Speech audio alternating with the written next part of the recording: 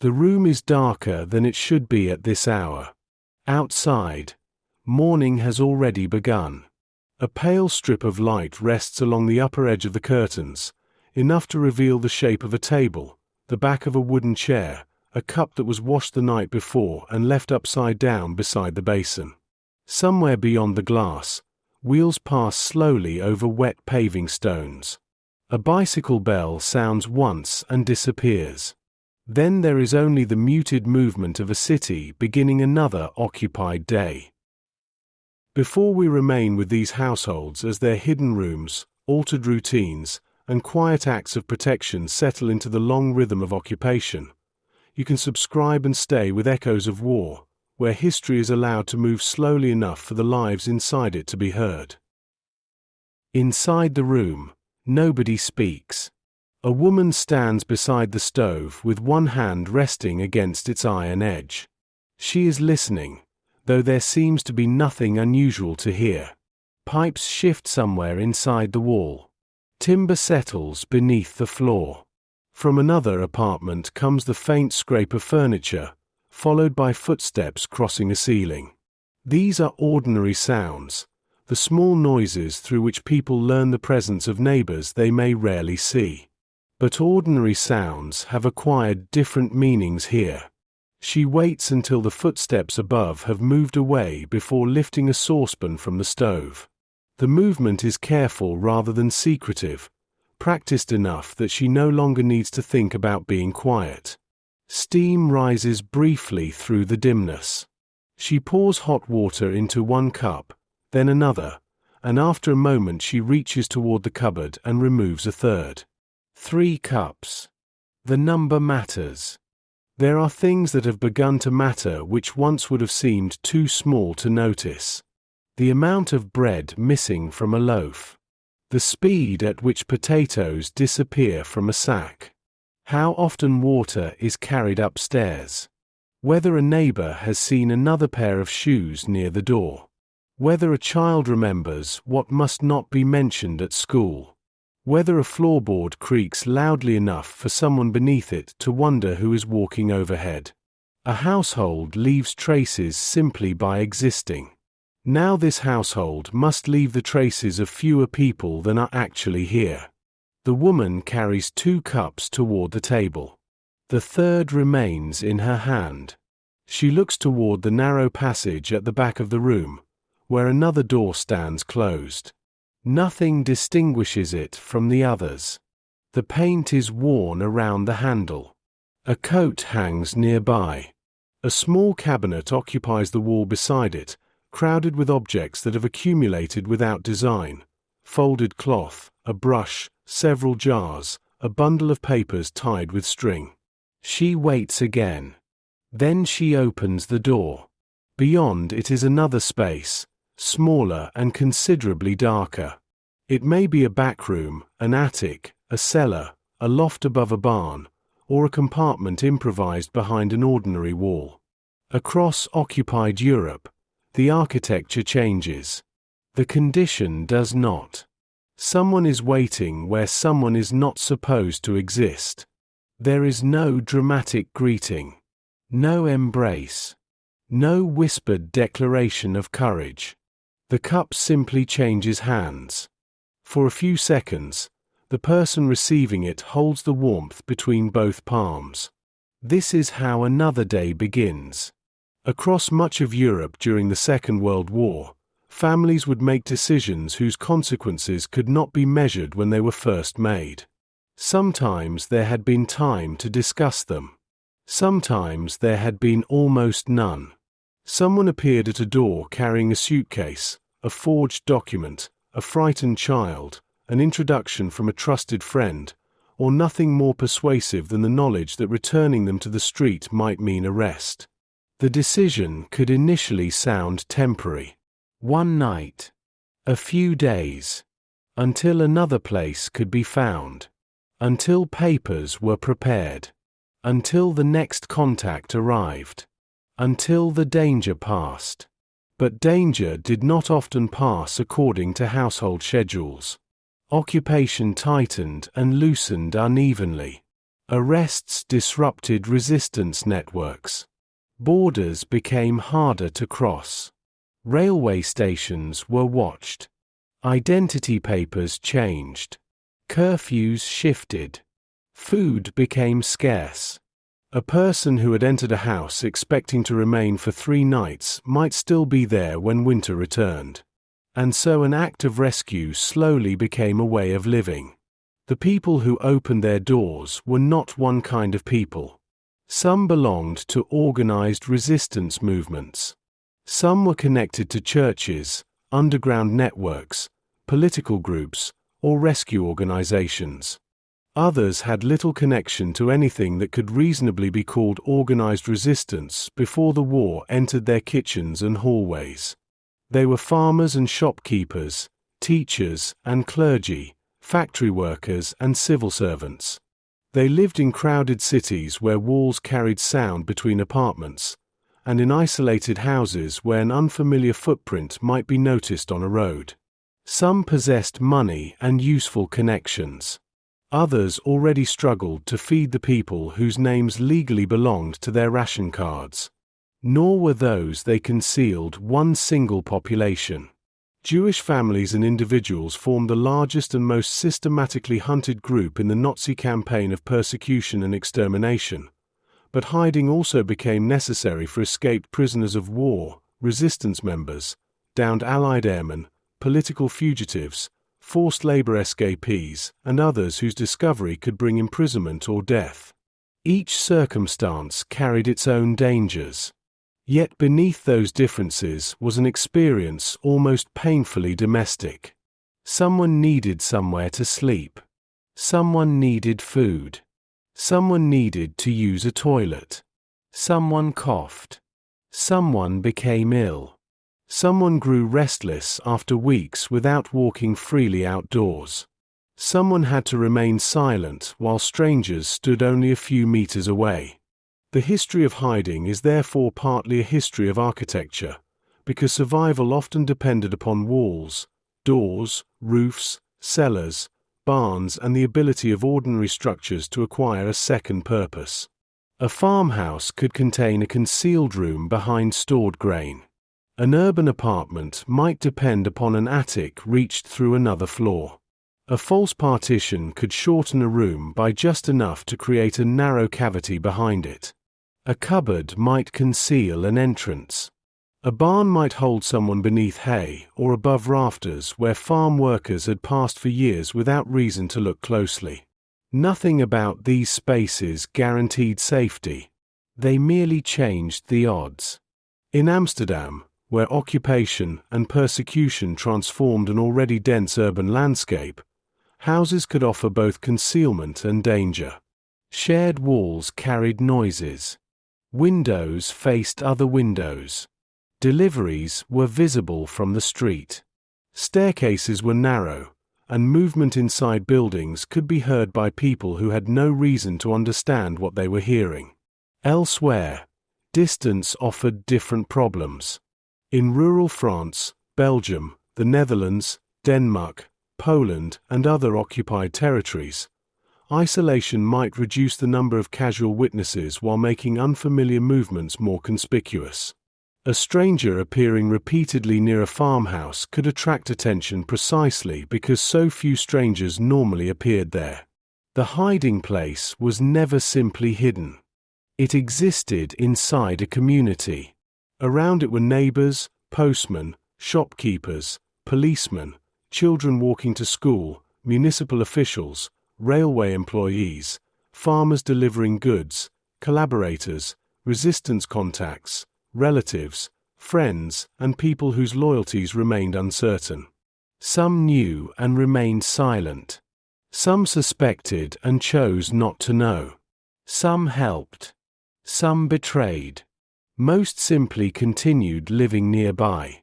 That uncertainty entered the house with everything else. You can observe it in the smallest routines. A curtain is opened only as far as necessary. A chair is moved away from a window. Shoes are placed where a visitor will not see them. Someone waits before flushing water. Floorboards are learned by sound, each complaint of timber mapped until the quietest path through a room becomes instinctive. At first, these precautions require concentration. A mother reminds a child not to mention the guest. A father checks the entrance twice before leaving for work.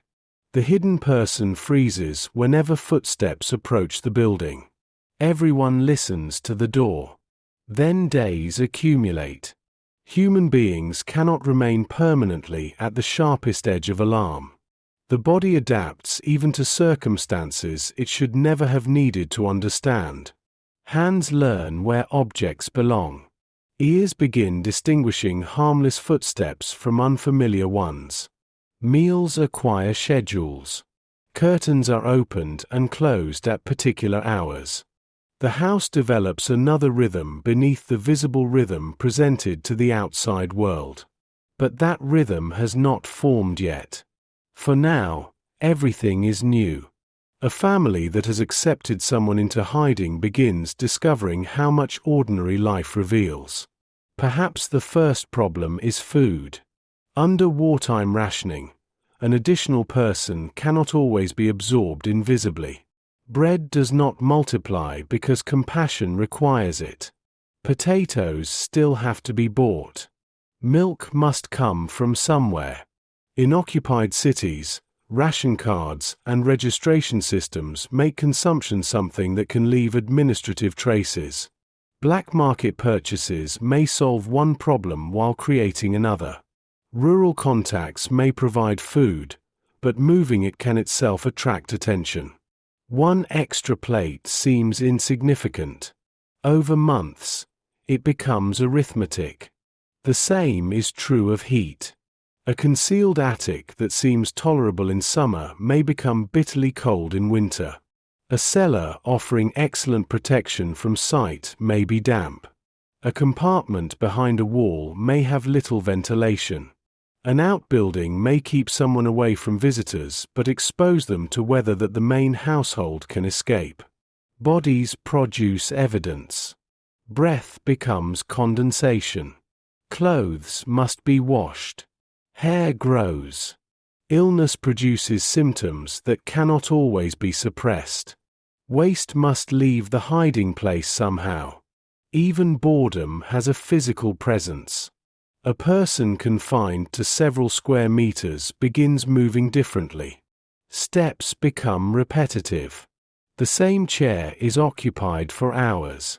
The same view, if there is a view at all, becomes a calendar through which seasons are measured. Those outside the hiding place change as well.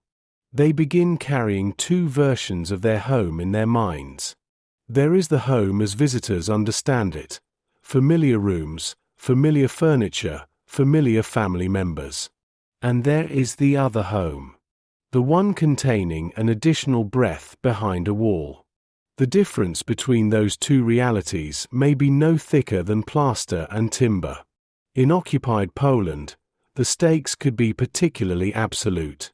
German occupation policy imposed exceptionally brutal penalties for assisting Jews, and announcements threatening death for such assistance were not abstract warnings. Entire families could be endangered by the presence of those they sheltered. In Warsaw and elsewhere, rescue therefore existed within a landscape of surveillance, terror, forced segregation, deportation, and mass murder in which the consequences of discovery could extend far beyond the hidden person. Organizations such as Zagota, the Council to Aid Jews operating within the Polish underground state, attempted to create networks of assistance amid those conditions. Money, forged documents, accommodation, and contacts could be coordinated. But organization did not remove the intimate burden carried by individual households. Eventually, somebody still had to open a door. Somebody still had to say yes. And afterward, somebody had to make breakfast.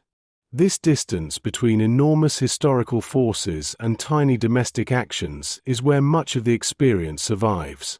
Nazi racial policy could be formulated through ministries, decrees, occupation administrations, and police organizations. Deportation could involve registries, railway timetables, transit camps, and armed guards. Yet resistance to that machinery sometimes narrowed until it occupied the width of a kitchen table. A loaf of bread placed beneath a cloth. A blanket carried upstairs. A basin emptied before dawn. A warning passed quietly from one room to another. None of these actions looks large enough to oppose a state. That was not what made them important. Their importance lay partly in their repetition. The person hidden tonight would still need hiding tomorrow. And tomorrow, the household would have to appear ordinary again. Outside, occupation maintained its visible rhythms. Uniforms moved through railway stations. Notices appeared on walls. Regulations changed. People queued for food and carried identity documents. Bicycles crossed bridges. Church bells marked hours that remained familiar even when almost everything surrounding them had changed. Inside certain houses, those hours were experienced differently. Morning might mean permission to move after neighbors departed for work. Afternoon might require silence. Evening could bring relief as curtains closed and streets emptied. Night might be the only time someone could stand near an uncovered window, or walk across several rooms without fear that movement would be noticed from another building. The house had begun dividing time as carefully as it divided space. You remain outside these lives, watching from the quiet distance history allows. There is no way to reproduce exactly what a particular footstep sounded like to someone waiting behind a wall, or how long several seconds seemed when a stranger paused outside a door. Memory can describe such moments, documents can establish circumstances, and surviving buildings can preserve dimensions, but the private texture of waiting belongs largely to those who endured it. Still, certain patterns remain visible. They begin with adjustment, with rooms changing purpose, with ordinary objects becoming safeguards, with families learning that protection is rarely contained within the moment when refuge is first offered. The greater test comes afterward, when courage has lost whatever suddenness it once possessed and must become practical. The third cup is empty now. It is carried back toward the kitchen. Before long, it will be washed and placed beside the others, leaving nothing unusual for anyone entering the room to see. Outside, the morning continues to brighten. The curtains remain almost closed. And somewhere within the house, behind an ordinary door, another person waits for the day to become quiet enough to move. By late morning, the street has found its rhythm. Doors open and close beneath apartment windows. A delivery cart stops briefly at the corner. Somewhere farther away, an engine idles before fading into the deeper murmur of the city. People continue toward shops, workshops, offices, and railway platforms, carrying parcels beneath their arms and documents inside their coats. From above, very little would distinguish this street from hundreds of others beneath occupation. Curtains, chimneys, bicycles against walls, washing hung where regulations and weather permit, people learning to move through circumstances they did not choose. The house belongs to that visible world, but only partly. Behind its front door, another timetable is beginning. Someone who has been motionless for much of the morning rises from a chair and stretches carefully. The floor is tested before weight settles upon it. A few steps become possible because the apartment below has emptied, or because the shop beneath the hiding place has entered the noisy portion of its working day. Movement depends upon the lives of strangers. Their departure creates freedom, their return removes it. This strange dependence would become familiar in many hiding places. Safety was rarely a permanent quality of a room. It changed by the hour. An attic might be secure at night and dangerous during the day. A cellar could conceal someone from a visitor but become impossible if maintenance workers arrived. A barn might seem isolated until laborers were needed for harvest. Even a concealed room behind a false wall depended upon the ordinary structure around it remaining undisturbed. A leaking pipe, damaged roof, blocked chimney, or suspicious neighbor could force private danger into public view. Families therefore learned to think several movements ahead without ever possessing enough information to feel certain. They watched the street differently. A parked vehicle could mean nothing, or it could remain long enough to become troubling. An unfamiliar man speaking to a neighbor might simply be asking directions. A knock could belong to the postman, a relative, an official checking papers, a policeman, or someone whose purpose would become clear only after the door had already been opened. The first days of concealment could make every interruption feel connected to the secret. Then life complicated that fear. Bills still arrived. Children still needed shoes. Work still began in the morning. Food queues consumed hours. Roofs leaked. Elderly relatives became ill. Arguments occurred over matters having nothing to do with occupation or persecution. Families living under extraordinary danger remained families, and the ordinary demands of domestic existence did not politely withdraw because a greater danger had entered the house. This is one reason the history cannot be understood only through moments of discovery and escape. Those moments survive vividly because they have clear edges. Someone arrives. Someone knocks. Someone is arrested. Someone crosses a border. Someone is liberated. But between those events lie hundreds of mornings during which very little appears to happen. For the people involved, those mornings were the experience. A woman kneads dough while listening for movement upstairs. A man leaves for work knowing that anyone entering the house during his absence may expose everyone inside it. A child walks towards school carrying the knowledge that one careless sentence could travel through another child to another family and eventually reach someone dangerous. Behind a partition, another person waits until a predetermined sound indicates that movement is safe. Nothing dramatic occurs. That is success. The contradiction sits quietly at the center of concealment. Every uneventful day is a victory, yet uneventful days must accumulate without drawing attention to themselves.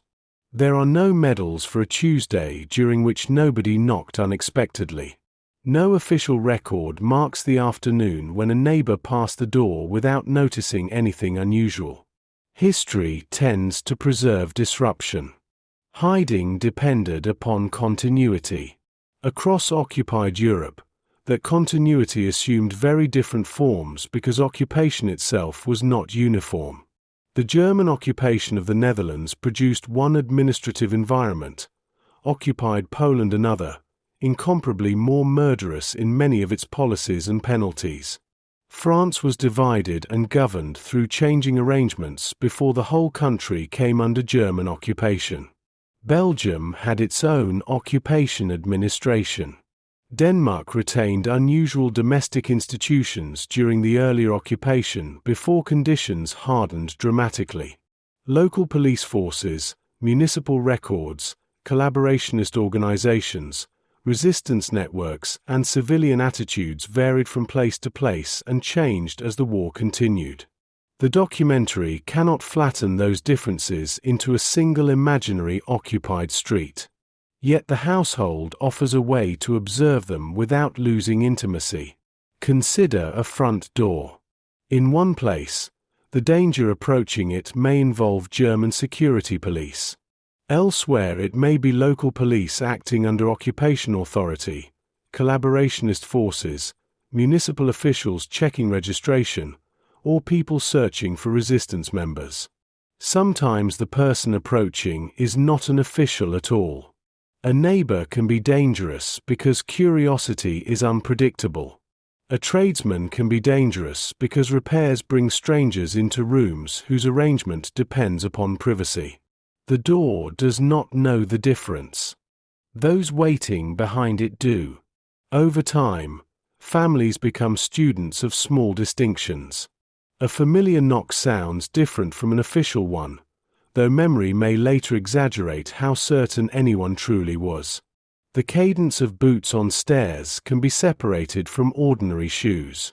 Vehicles stopping outside become objects of attention.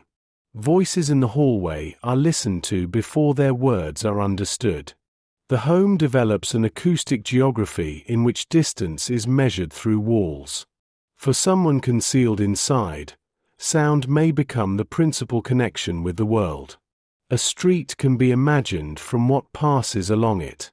Morning bicycles, children, heavy vehicles, aircraft somewhere beyond the roofs, church bells, an air raid siren, boots, rain, then silence. Without regular access to windows, these sounds carry information that sight once provided automatically. Weather announces itself against tiles. Seasons arrive through temperature and changing daylight. A hidden person may know that snow has fallen because the house becomes unusually quiet, the street outside softened by something that cannot safely be seen. Time itself begins losing its former shape. Before concealment, days were organized around destinations. Work, school, shops, visits, railway journeys, appointments. A person moved through space and the movement divided 1 hour from another. In hiding, space contracts. The same wall remains at arm's length. The same chair receives the body. The same ceiling is examined until stains and cracks become familiar. If books are available, they are read. If work can be performed safely, hands are given occupation. Clothing is repaired. Lessons may continue for children. Letters are written and sometimes destroyed. News is passed through radios, newspapers, visitors, or resistance contacts. Although possession of radios itself became restricted in some occupied countries and circumstances. War enters these enclosed spaces indirectly. A front changes hundreds of kilometers away and someone unfolds a map. An Allied broadcast carries cautious hope. A rumor moves through a neighborhood faster than verified information. A deportation begins somewhere nearby, and suddenly the meaning of remaining undiscovered becomes sharper. People hiding, Jews in particular, lived increasingly close to knowledge that disappearance did not mean ordinary detention. Information about shootings, deportations, ghettos, camps, and mass murder emerged unevenly and was understood with different degrees of clarity. But the trajectory of Nazi persecution made the consequences of exposure progressively more terrifying. The person behind the wall knows that leaving may not simply mean finding another address. The family knows it too. That knowledge changes the moral geometry of the house. At the beginning, refuge may have seemed like something that could be offered and later withdrawn. A family might imagine that another hiding place would eventually take over, or that circumstances would improve enough for the hidden person to move elsewhere. But as persecution deepens and roots close, the choice becomes harder to reverse. To ask someone to leave can begin to resemble delivering them to what waits outside.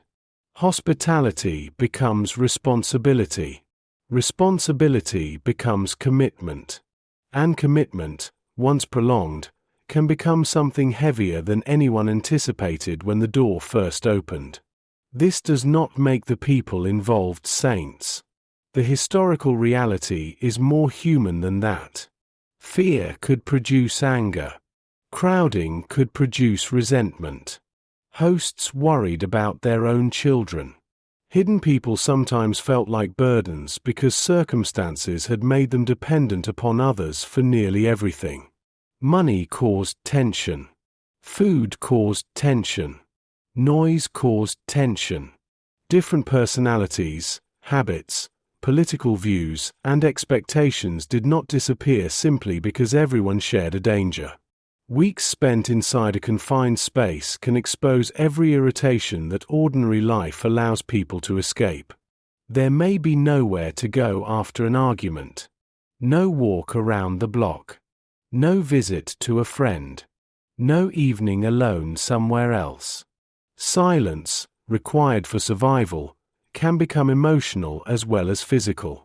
Yet the relationship remains bound by the knowledge that one person cannot safely leave. This imbalance matters. The hidden person depends upon the household for shelter, supplies, and information. The household, meanwhile, carries risk because of the hidden person's presence. Neither side can easily behave as though this were an ordinary arrangement between guests and hosts. Gratitude becomes complicated when it must be expressed every day. So does generosity. And beneath both sits fear. The extraordinary moral language later attached to rescue can obscure how unheroic much of the daily experience looked from inside it. People did not wake each morning to perform a symbolic act against tyranny. They woke because somebody needed breakfast. They emptied containers. They checked curtains. They divided food. They repeated instructions. They waited for neighbors to leave. Heroism, where it existed, often wore domestic clothes. You can see why memory struggles with such lives. The dramatic vocabulary of war was built around movement. Armies advance, cities fall, aircraft take off, convoys cross oceans, prisoners escape. Concealment reverses that grammar. Survival may depend upon staying in the same room. The person who moves least may be taking the greatest risk simply by existing there. The family protecting them performs its resistance through repetition. Tomorrow resembles today. That resemblance becomes the method. In the Dutch town of Haarlem, the Ten Boom family would become one of the better-known examples of civilians involved in hiding and assisting Jews and members of the resistance. Their home and watch shop became connected to a network through which people could receive temporary refuge and assistance. A concealed space was eventually constructed behind a false wall in an upstairs bedroom, small enough to remind anyone seeing it today how physical the problem of protection really was. The famous names help locate the experience, but they should not contain it. Elsewhere there were houses whose owners never became internationally known. Farms where someone slept above livestock. Apartments where a person remained behind curtains. Religious communities that altered records or identities. Families who passed children between homes. Networks whose individual participants understood only the links immediately before and after their own. Some rescuers acted for religious reasons. Others from political conviction, friendship, professional obligation, patriotism, or simple refusal to surrender someone they knew. Some had never met the person before agreeing to help. Motives could change after the decision. A stranger becomes familiar.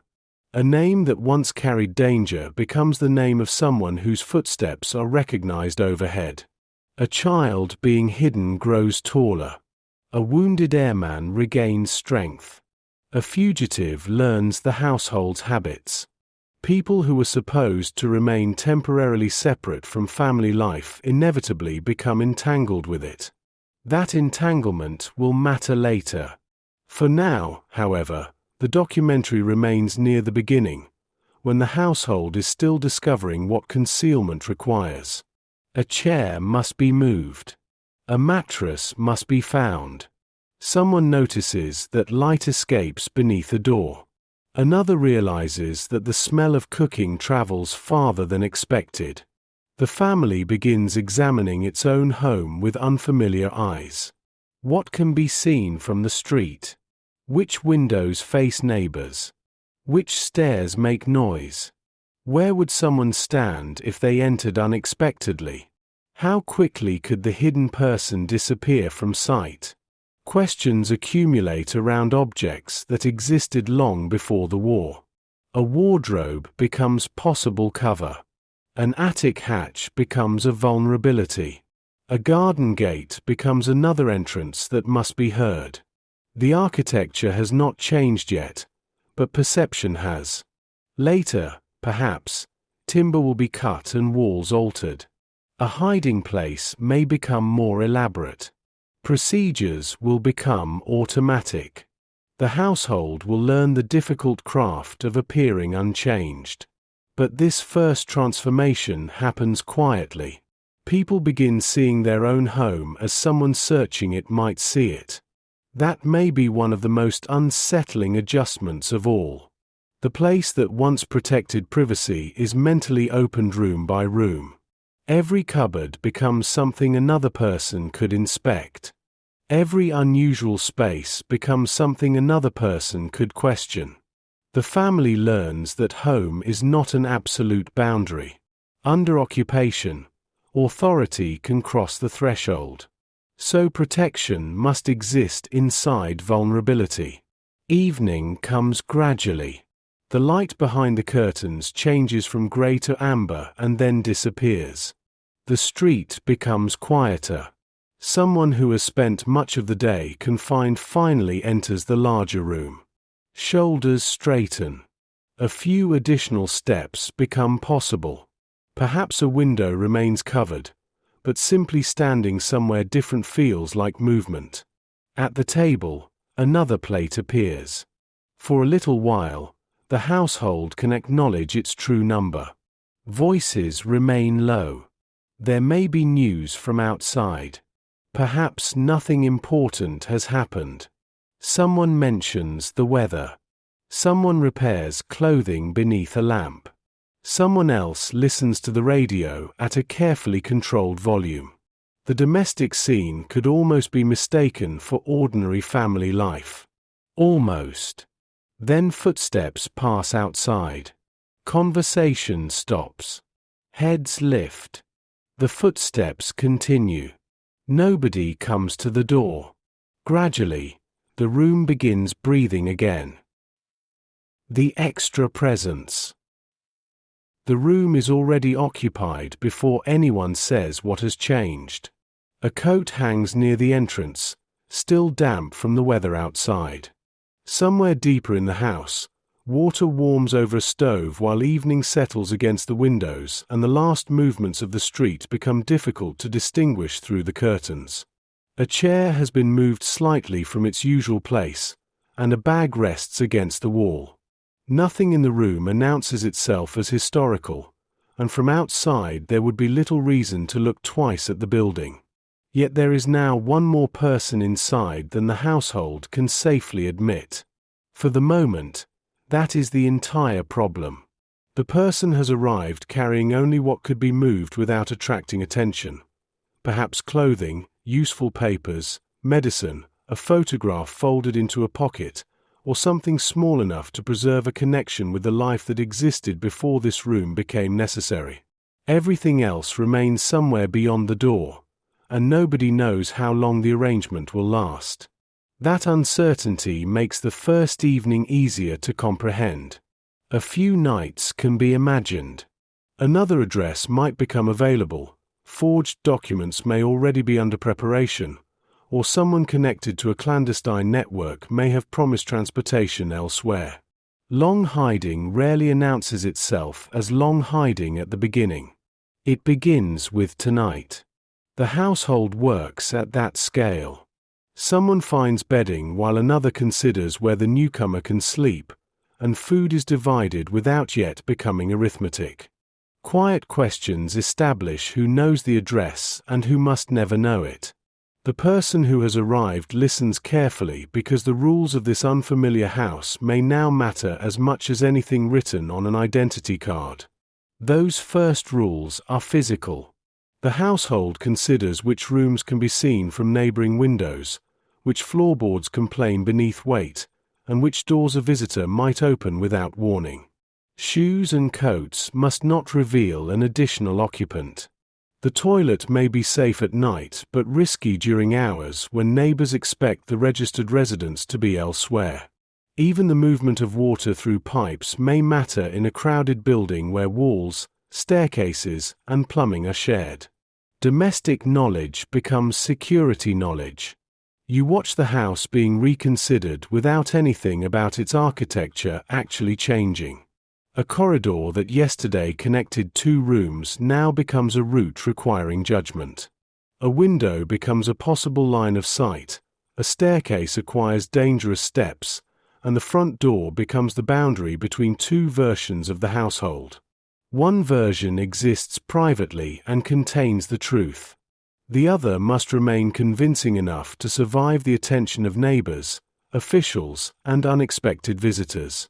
Across occupied Europe, the danger surrounding such households varied enormously. Registration systems, local collaboration, resistance networks, geography, and the penalties imposed upon rescuers differed from one country and period to another. There was no single European experience of hiding, but the household repeatedly became one of its smallest practical units. Someone had to control the door, account for food, know when visitors were expected, and decide who could safely possess even a fragment of the truth. The hidden person depends upon these decisions before fully understanding how extensive that dependence will become. Habits from public life remain intact at first. A sound outside draws the eyes toward a window. A voice in the hallway receives an instinctive answer at ordinary volume. Shoes are placed where shoes would normally be placed.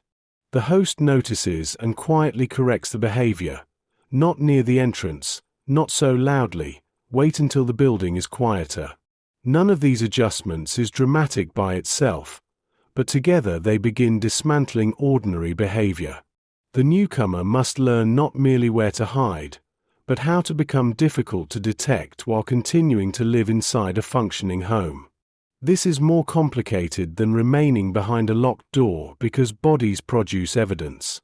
They consume food and water, become ill, leave clothing and bedding, wash dishes, use toilets, cough, and move through rooms.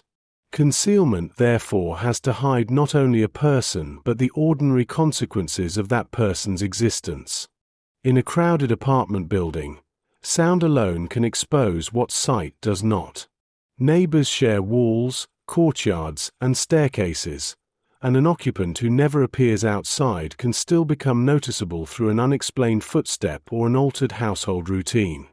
The family does not need every neighbor to become suspicious. One can be enough. So the visible household continues. Someone goes to work if work remains available. Children leave the house where circumstances permit. Shopping is done and neighbors are greeted. Even ordinary irritation has to remain ordinary because a family suddenly behaving with excessive caution can attract attention of its own.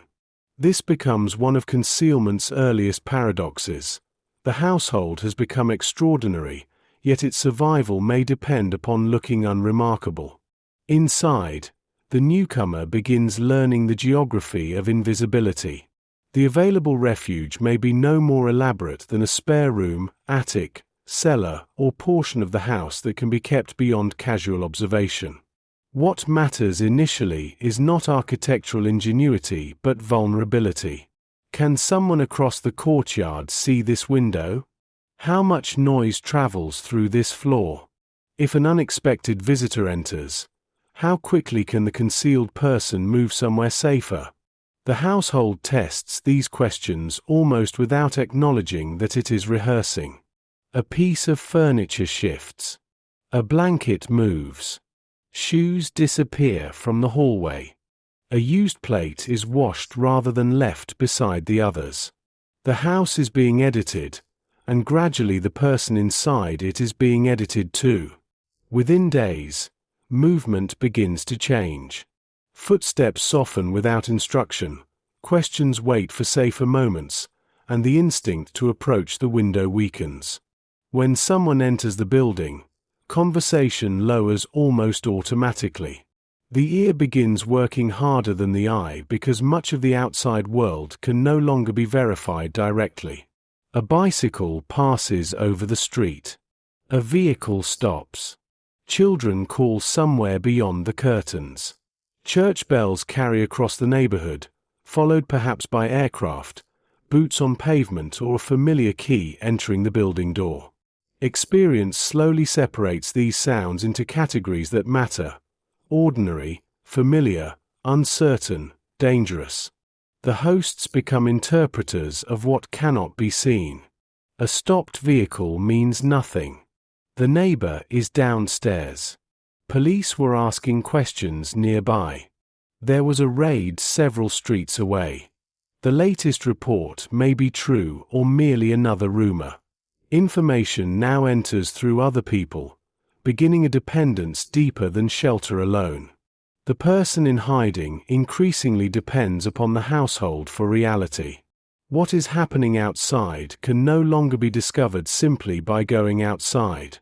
News of arrests, deportations, military developments, and missing relatives arrives indirectly, if it arrives at all. An adult who once managed a household, profession, or business may now require another person's judgment before approaching a window. A parent may be unable to search personally for a missing child. Someone accustomed to buying their own food must wait while another person determines what can safely be obtained. The person has not become incapable. Circumstance has made ordinary capability dangerous. That distinction will matter later. For now, everyone is still learning how another human being can remain inside a house without appearing to exist there. The first meal reveals the problem in its simplest form. There is one additional portion, and no ceremony surrounds it. An unregistered person still needs to eat, even though official allocations and household records may insist that the person is absent. The family looks at what is available and adjusts almost instinctively. Bread divided slightly differently, soup stretched a little farther, a portion made from food already meant for fewer people. The concealed person notices and may object. The host dismisses the concern and places the food in front of them. It is still early enough for generosity to feel temporary, and there is no need yet to imagine what the same division might mean after months of shortages. Tonight there is simply a plate. For a little while, the extra presence becomes visible in porcelain. Then the meal is eaten, and the plate is washed. Morning exposes weaknesses that darkness had concealed. Curtains could remain closed through the night without appearing unusual, and movement disappeared into hours when most neighbors were inside their own homes. Daylight removes some of that forgiveness. Windows face other windows, staircases become busy, deliveries arrive, and neighbors move through courtyards and corridors. The household must return to the visible rhythms of the building while continuing to conceal someone those rhythms do not account for. The person who slept badly is awake early, and perhaps everyone else is too. The bag remains where it was left the previous evening, but the room already feels slightly less temporary. The first night has been survived. That is not much, yet survival creates the next requirement immediately. Whatever worked yesterday must work again today. The family begins its normal routine, although normality now contains two different systems. Work, shopping, childcare, rent, food and fuel remain part of domestic life because the war has not suspended ordinary responsibility merely because the family has accepted another one. The visible routine belongs to the people the neighborhood expects to see. Around it, a concealed routine develops for the person it must not see. At first, the separation seems manageable. The hidden person stays away from windows while members of the family leave the house and moves more freely when the building is quiet. If someone trustworthy remains home, a signal can warn of approaching visitors. But ordinary life refuses to remain predictable. Someone returns from work early, a neighbor knocks unexpectedly, a repairman needs access, or a child brings home a friend. The household cannot control everyone who may cross its threshold. It can only become better at responding. Preparation begins with a simple question. Who knows?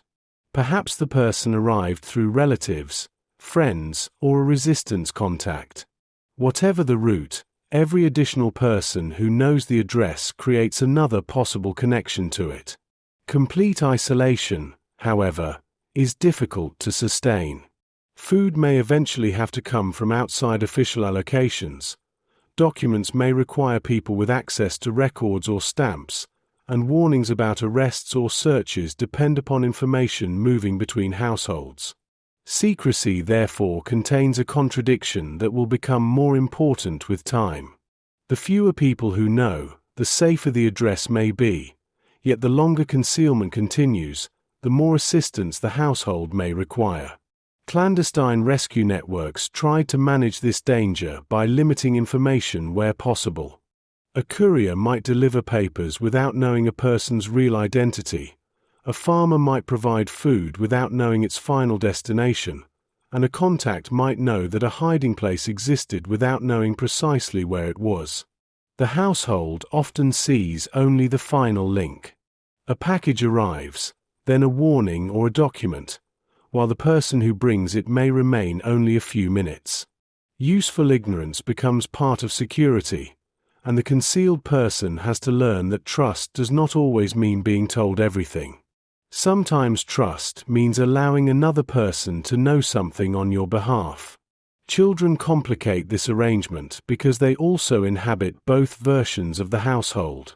Depending upon age and circumstance, a child may understand exactly why someone is being hidden, receive only part of the explanation, or simply learn that certain things inside the home must never be mentioned outside it.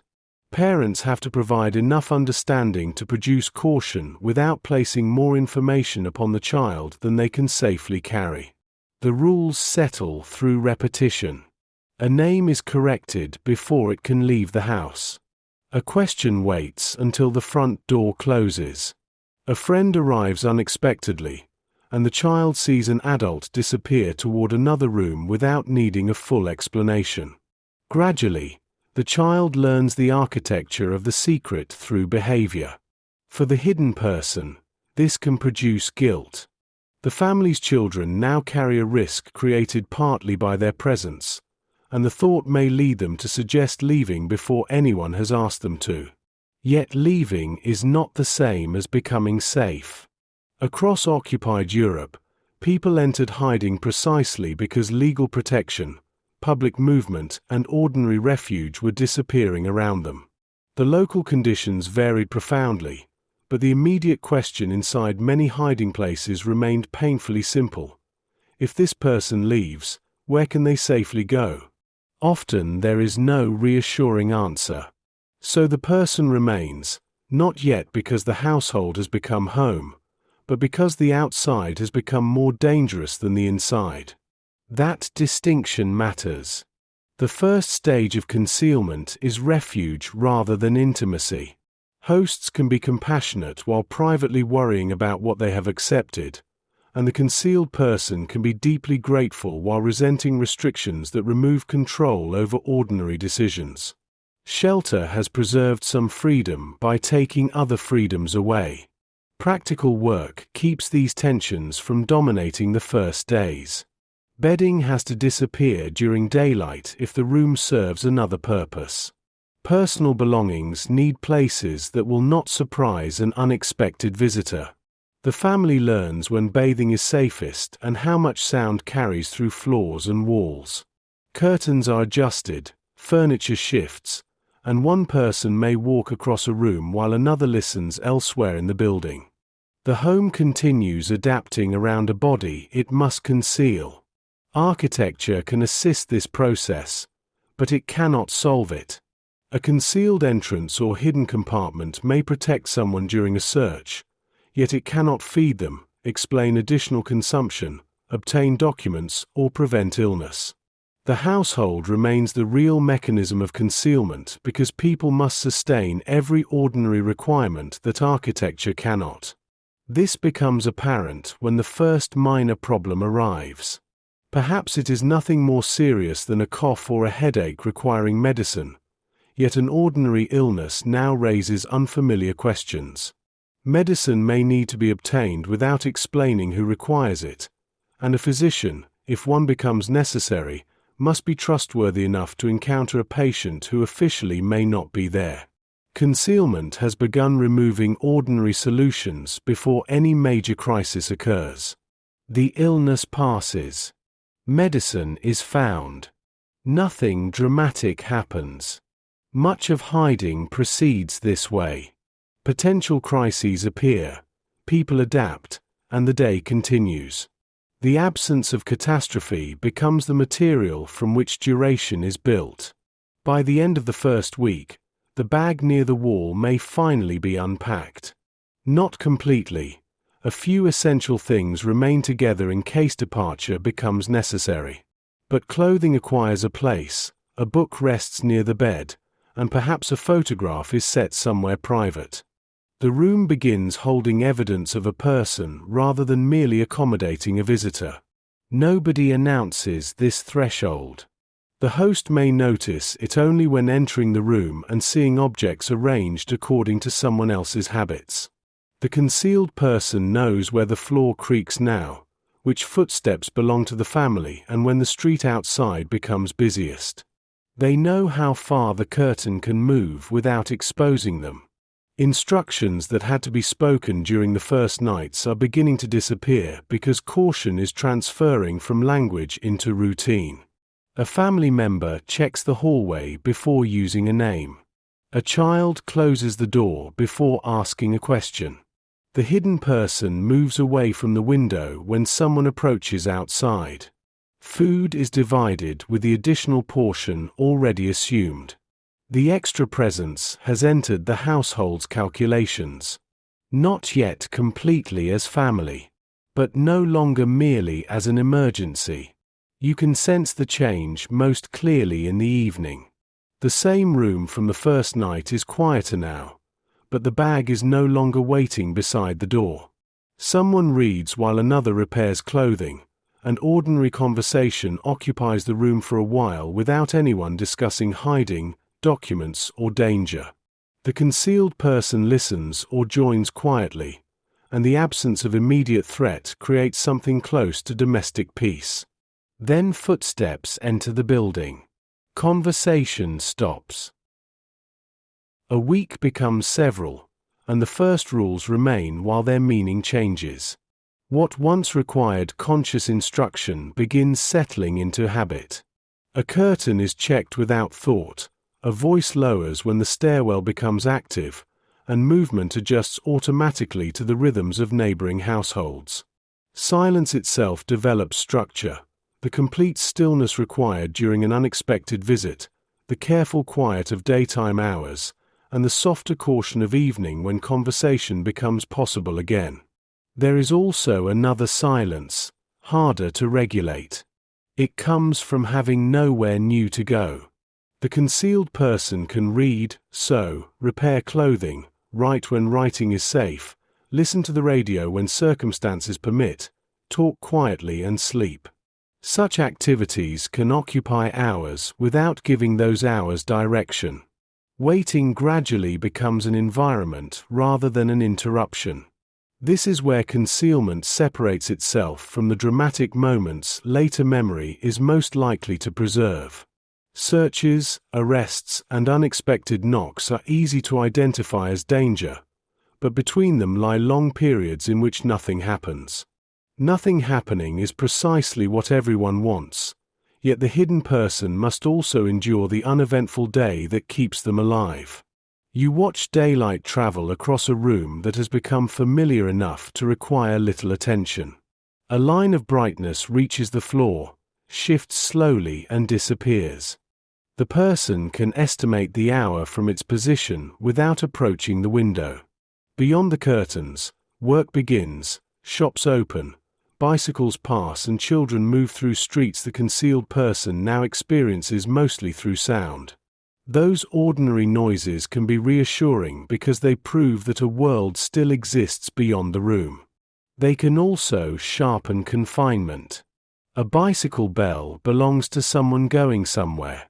Footsteps belong to someone who can walk without calculating the danger of being seen. Even bad weather can inspire envy when another person is free to stand beneath it. The room is safe partly because it is limited, and as the weeks accumulate, the body begins noticing those limits.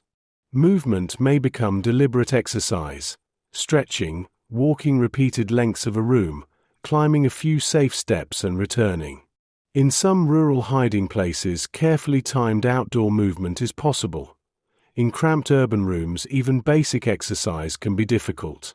Sleep may change, muscles weaken, and minor discomforts become persistent because the ordinary remedies of walking outside or simply changing surroundings are unavailable. The household notices these changes, not always with perfect sympathy.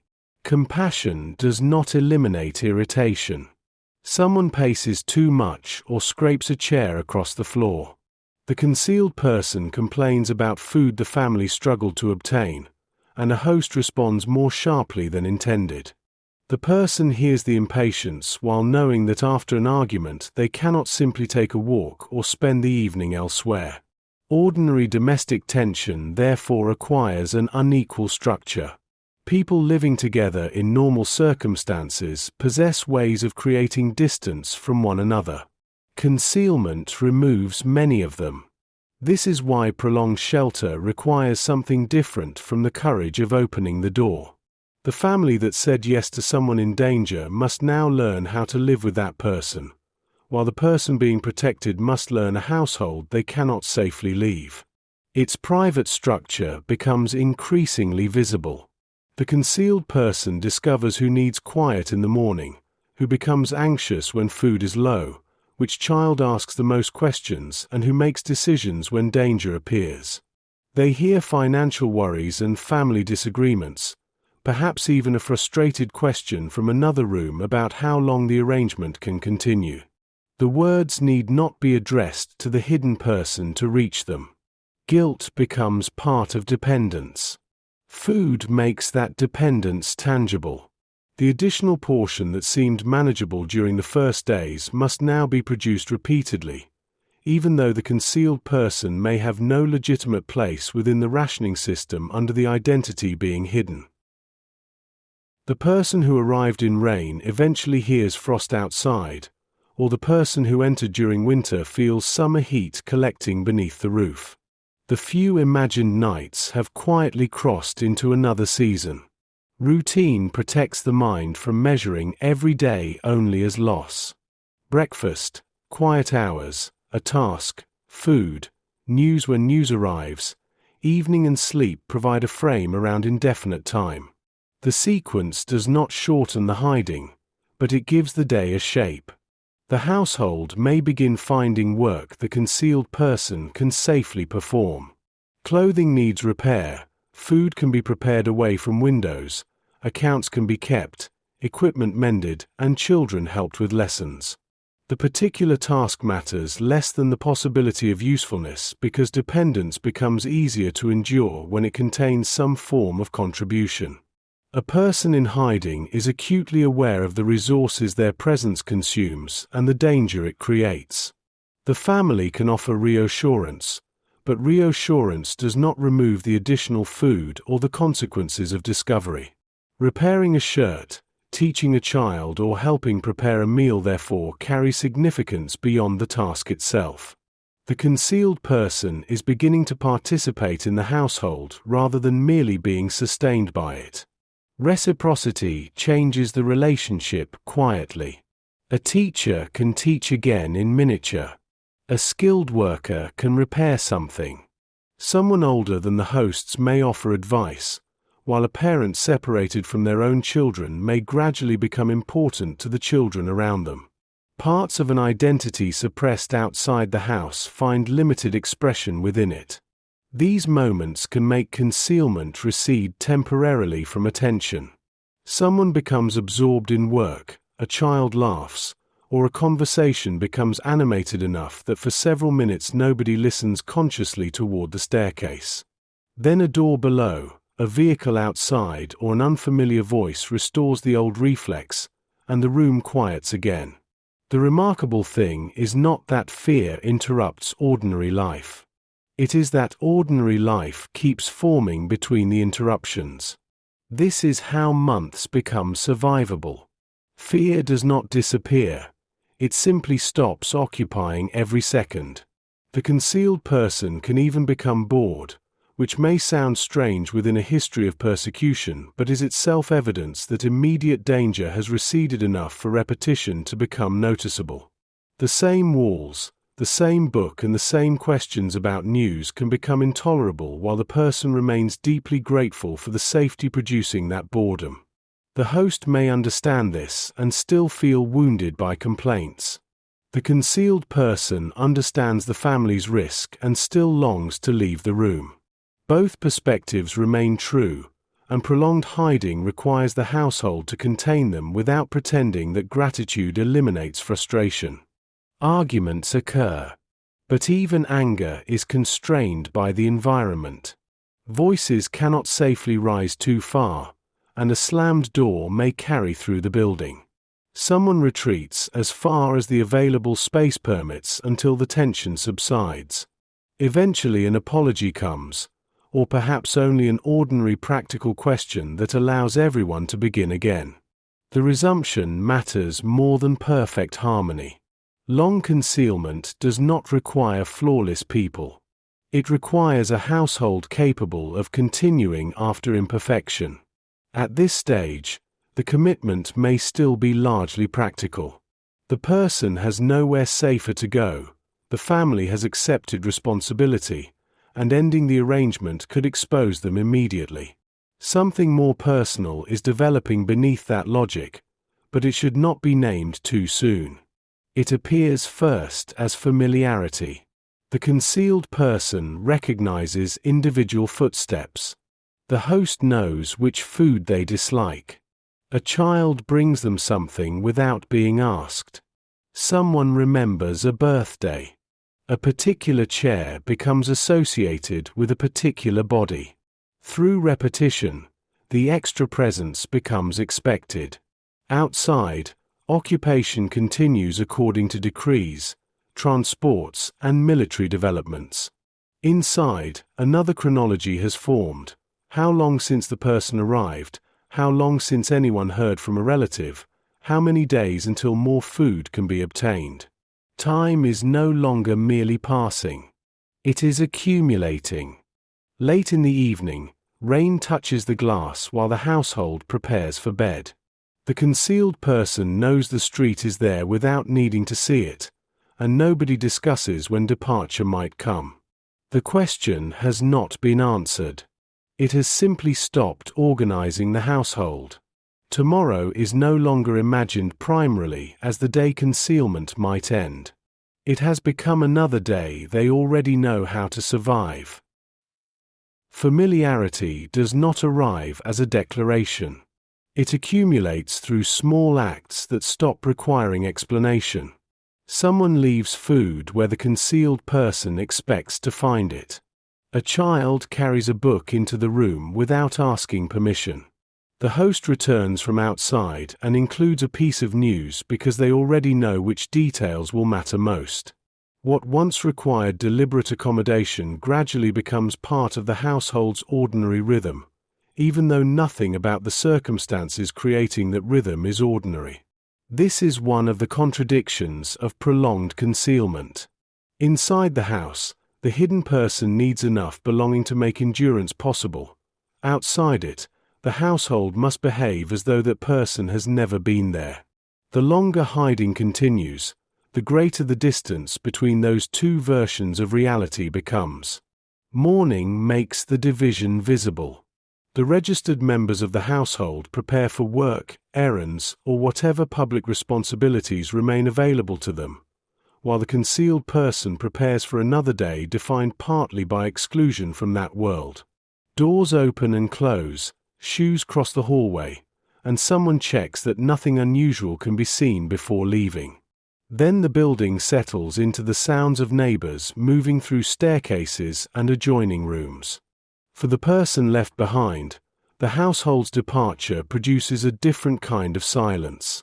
When a host is present, Someone can answer the door, interpret unfamiliar sounds, and provide explanations if something unexpected occurs. Alone, the concealed person may have no safe response at all. A knock cannot necessarily be answered, yet ignoring it may itself seem unusual, so the person waits while the visitor decides whether to leave or knock again. Such moments teach a form of patience built around inaction. Problems an ordinary resident would address, a delivery, a leaking pipe, voices in the corridor, may have to remain someone else's responsibility because intervention would reveal too much. For adults accustomed to work, family responsibility, or professional competence, this enforced passivity can be difficult. Their abilities remain intact, but persecution has made the public use of those abilities dangerous. That is why useful work inside the household becomes increasingly important. Repairing clothing, helping with accounts, teaching a child, preparing food away from windows, or mending equipment does not erase dependence, but it changes its emotional texture. The concealed person remains protected by others while also participating in the life around them, and shared tasks allow the relationship to move gradually away from the simple division between helper and helped. These moments matter precisely because they are ordinary. Two people repair something together. A child asks for help. Vegetables are prepared. For several minutes, usefulness matters more than concealment, and anxiety recedes into the background until a sound outside brings it forward again.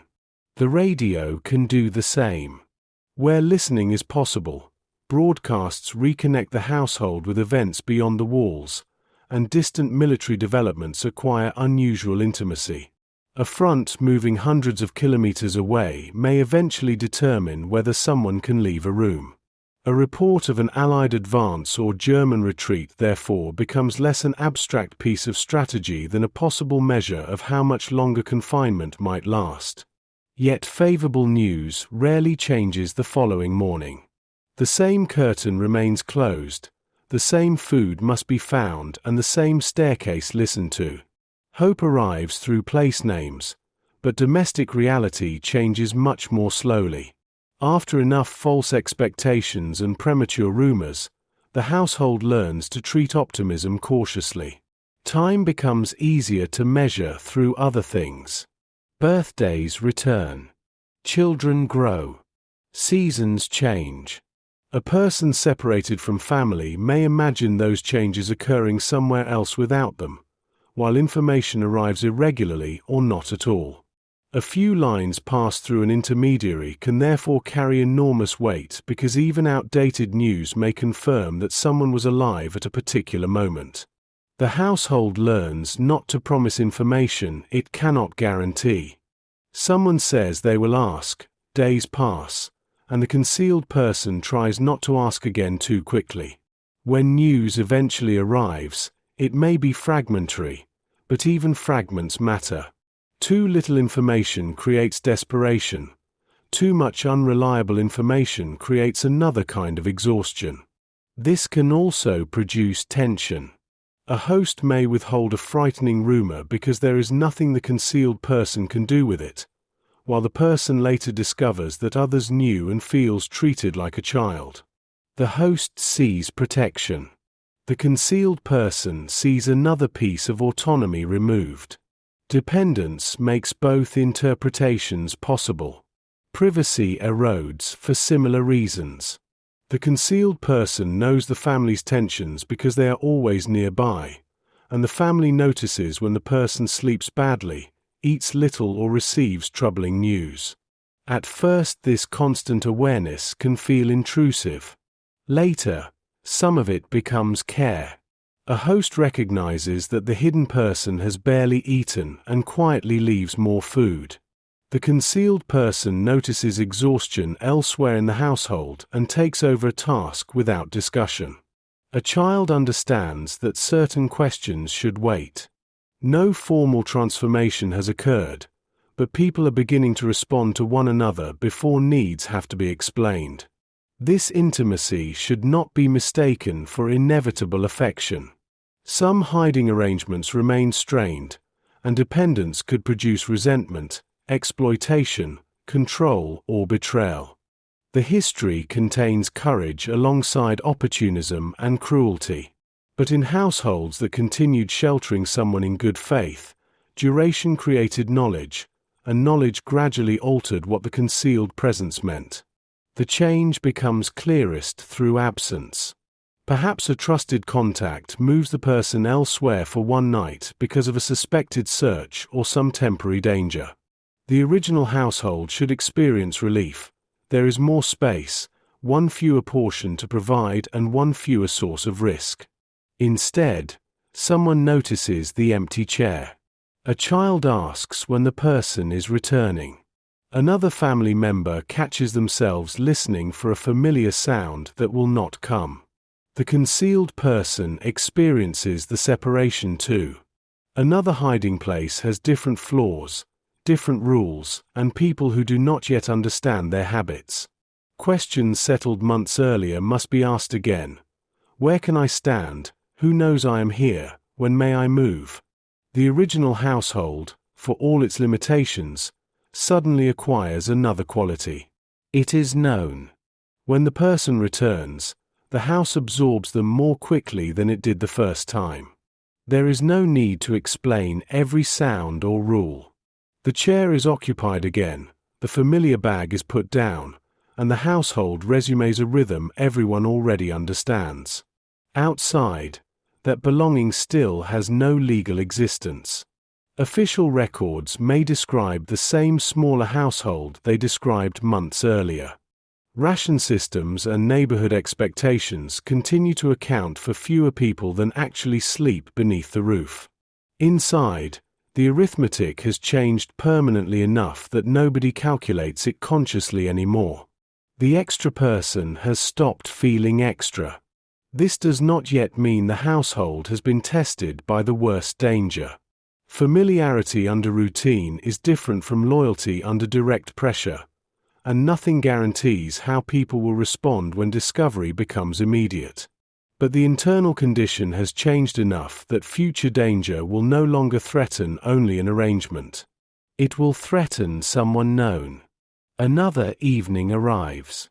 The dishes are cleared, the radio lowered when footsteps pass outside, and the concealed person continues with whatever task has occupied the hour. Everyone pauses long enough to decide whether the sound matters, then returns to what they were doing. Repetition has accomplished something important. Fear has not disappeared, but the household can now carry it alongside boredom, irritation, usefulness, affection, and the accumulation of shared time. The secret is no longer something the family merely keeps. It is something they live inside. Beyond the curtains, however, the machinery that made the secret necessary is still moving, and eventually the household will have to discover how close that machinery can come to the door. The long middle. The second winter does not feel like the first. By then, the household already knows what cold does to the hiding place. Blankets have established their usual positions, the least uncomfortable parts of the room are known, and fuel is no longer discussed as though a better supply might appear next week. Everyone understands which hours permit movement and which require stillness. The hidden person has learned how winter sounds through the building. Doors closing more heavily, footsteps carrying through colder stairwells, and wind pressing against windows that cannot always be opened freely. None of this knowledge makes winter easier. It makes winter familiar. That distinction defines much of prolonged concealment. The first encounter with a restriction requires conscious adjustment.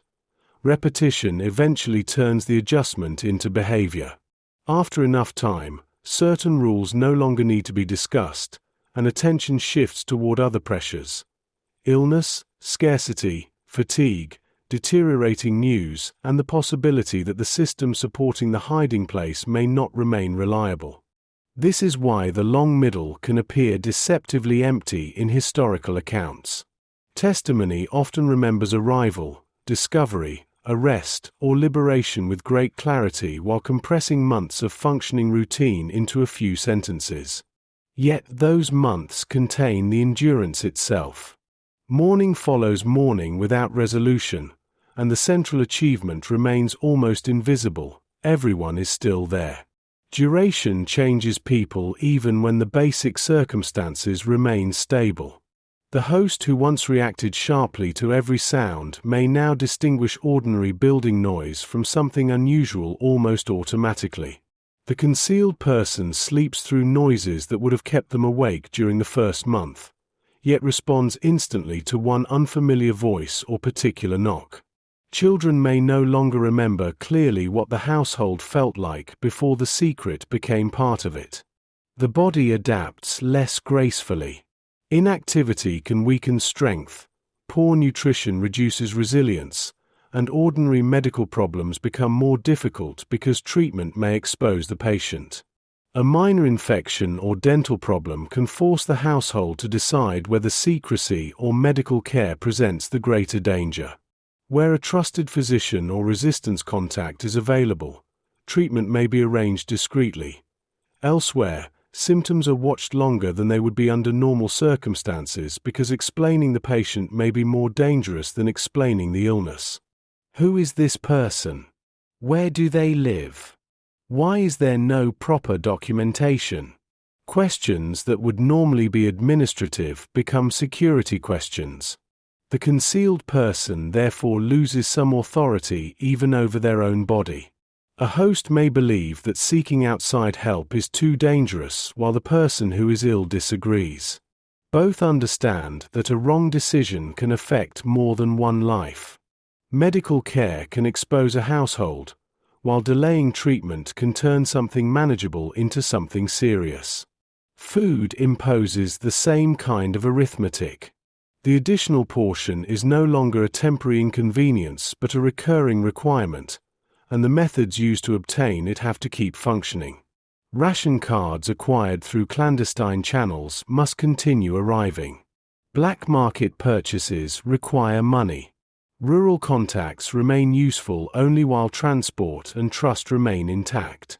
Scarcity also changes over time.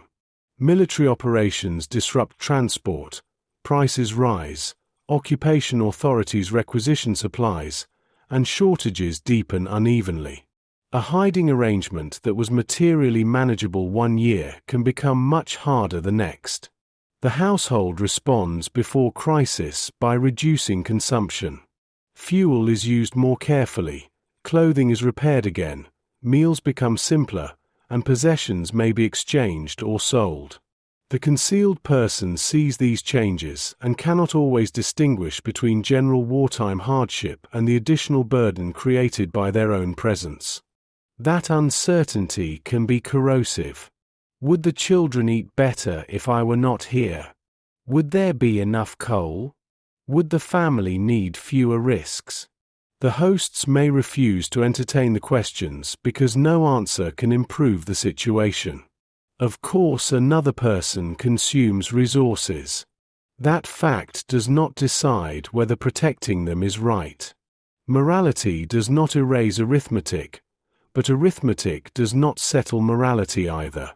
The most durable hiding arrangements, therefore, often depended upon networks beyond the household. Resistance organizations, religious groups, civil servants, farmers, and individual contacts could supply ration cards, money, forged documents, or alternative addresses. These systems reduced the burden on hosts while creating another vulnerability. What happened when one of those links failed? A courier is arrested. A contact stops arriving. A ration source disappears. Nothing happens inside the house immediately, yet the entire arrangement becomes less stable. A meeting point is abandoned, another person takes over a task, and the concealed person is told only what is necessary. External pressure is beginning to enter the hiding place without anyone yet crossing its threshold. News of other arrests intensifies that pressure. Another hiding place has been discovered. A child had to be moved. Someone who seemed safe last week is now missing. The details may be incomplete, but the message is clear enough. Yesterday's success does not guarantee tomorrow's. Still, breakfast must be prepared. This return to routine after frightening news is one of prolonged hiding's defining rhythms. Someone learns that a relative has been deported and later spends the afternoon repairing clothing because there is nothing else they can do. A host hears that another rescuer has been arrested and still has to stand in a food queue without appearing unusually distracted. History continues through ordinary tasks because ordinary tasks do not wait for grief to finish. For Jews in hiding, the emotional strain deepened as reports of deportations, ghettos, shootings, and killing centers accumulated unevenly. Wartime knowledge of the Holocaust was fragmented and differed widely by place and access to information, but a complete picture was not necessary to understand that deportation could mean extreme danger. Rumor often arrived before certainty. Someone had been sent east. A transport had left. A person escaped and described what they had seen. Families disappeared after registration. The concealed person tried to assemble fragments into a reality that was sometimes difficult to believe and sometimes worse than rumor had suggested. The household could not protect them from that knowledge, nor could it resolve the helplessness it produced.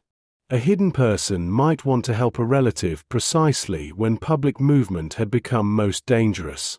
Perhaps another person needed shelter too, yet the household might have neither the space nor food to accept them safely. This is one of the limits prolonged hiding exposes.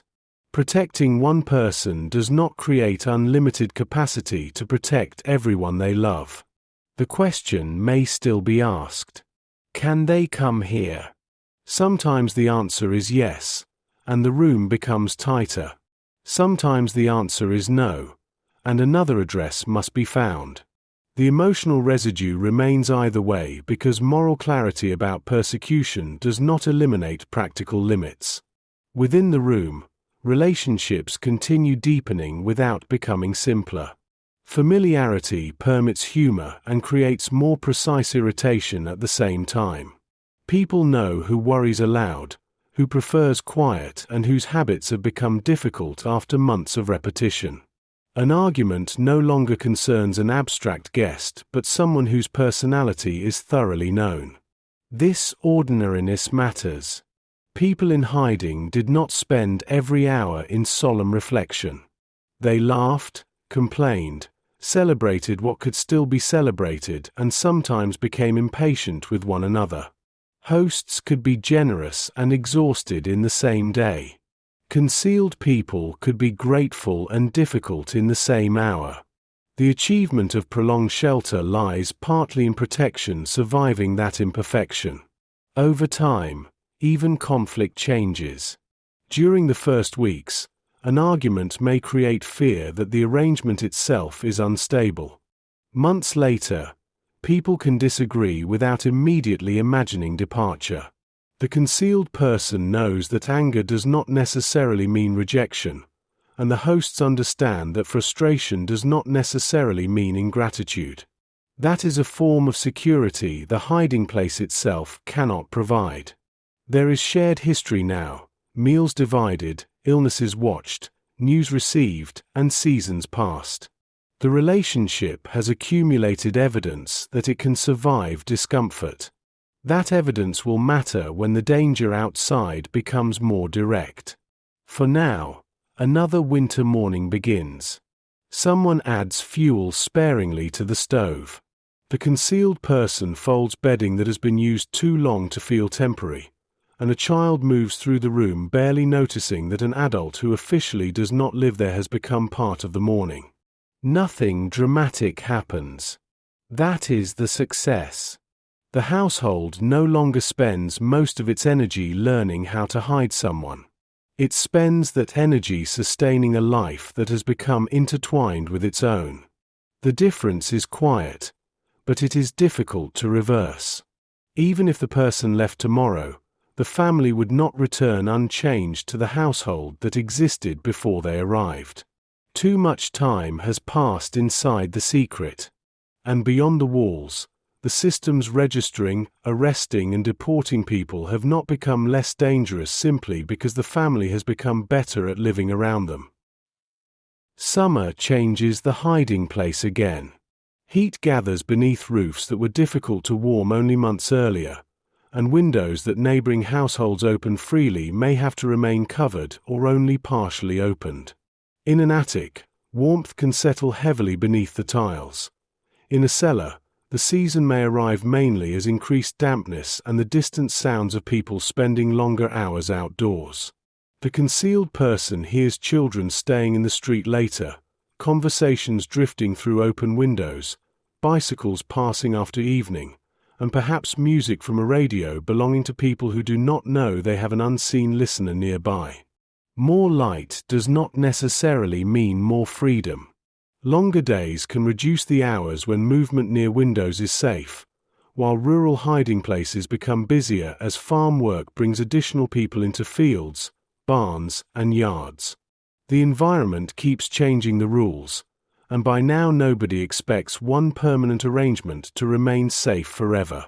That expectation marks another stage of adaptation. Early concealment is built around finding the correct room, signal, or route for food. Long concealment teaches that safety is conditional. A neighbor moves. A new official appears in the district.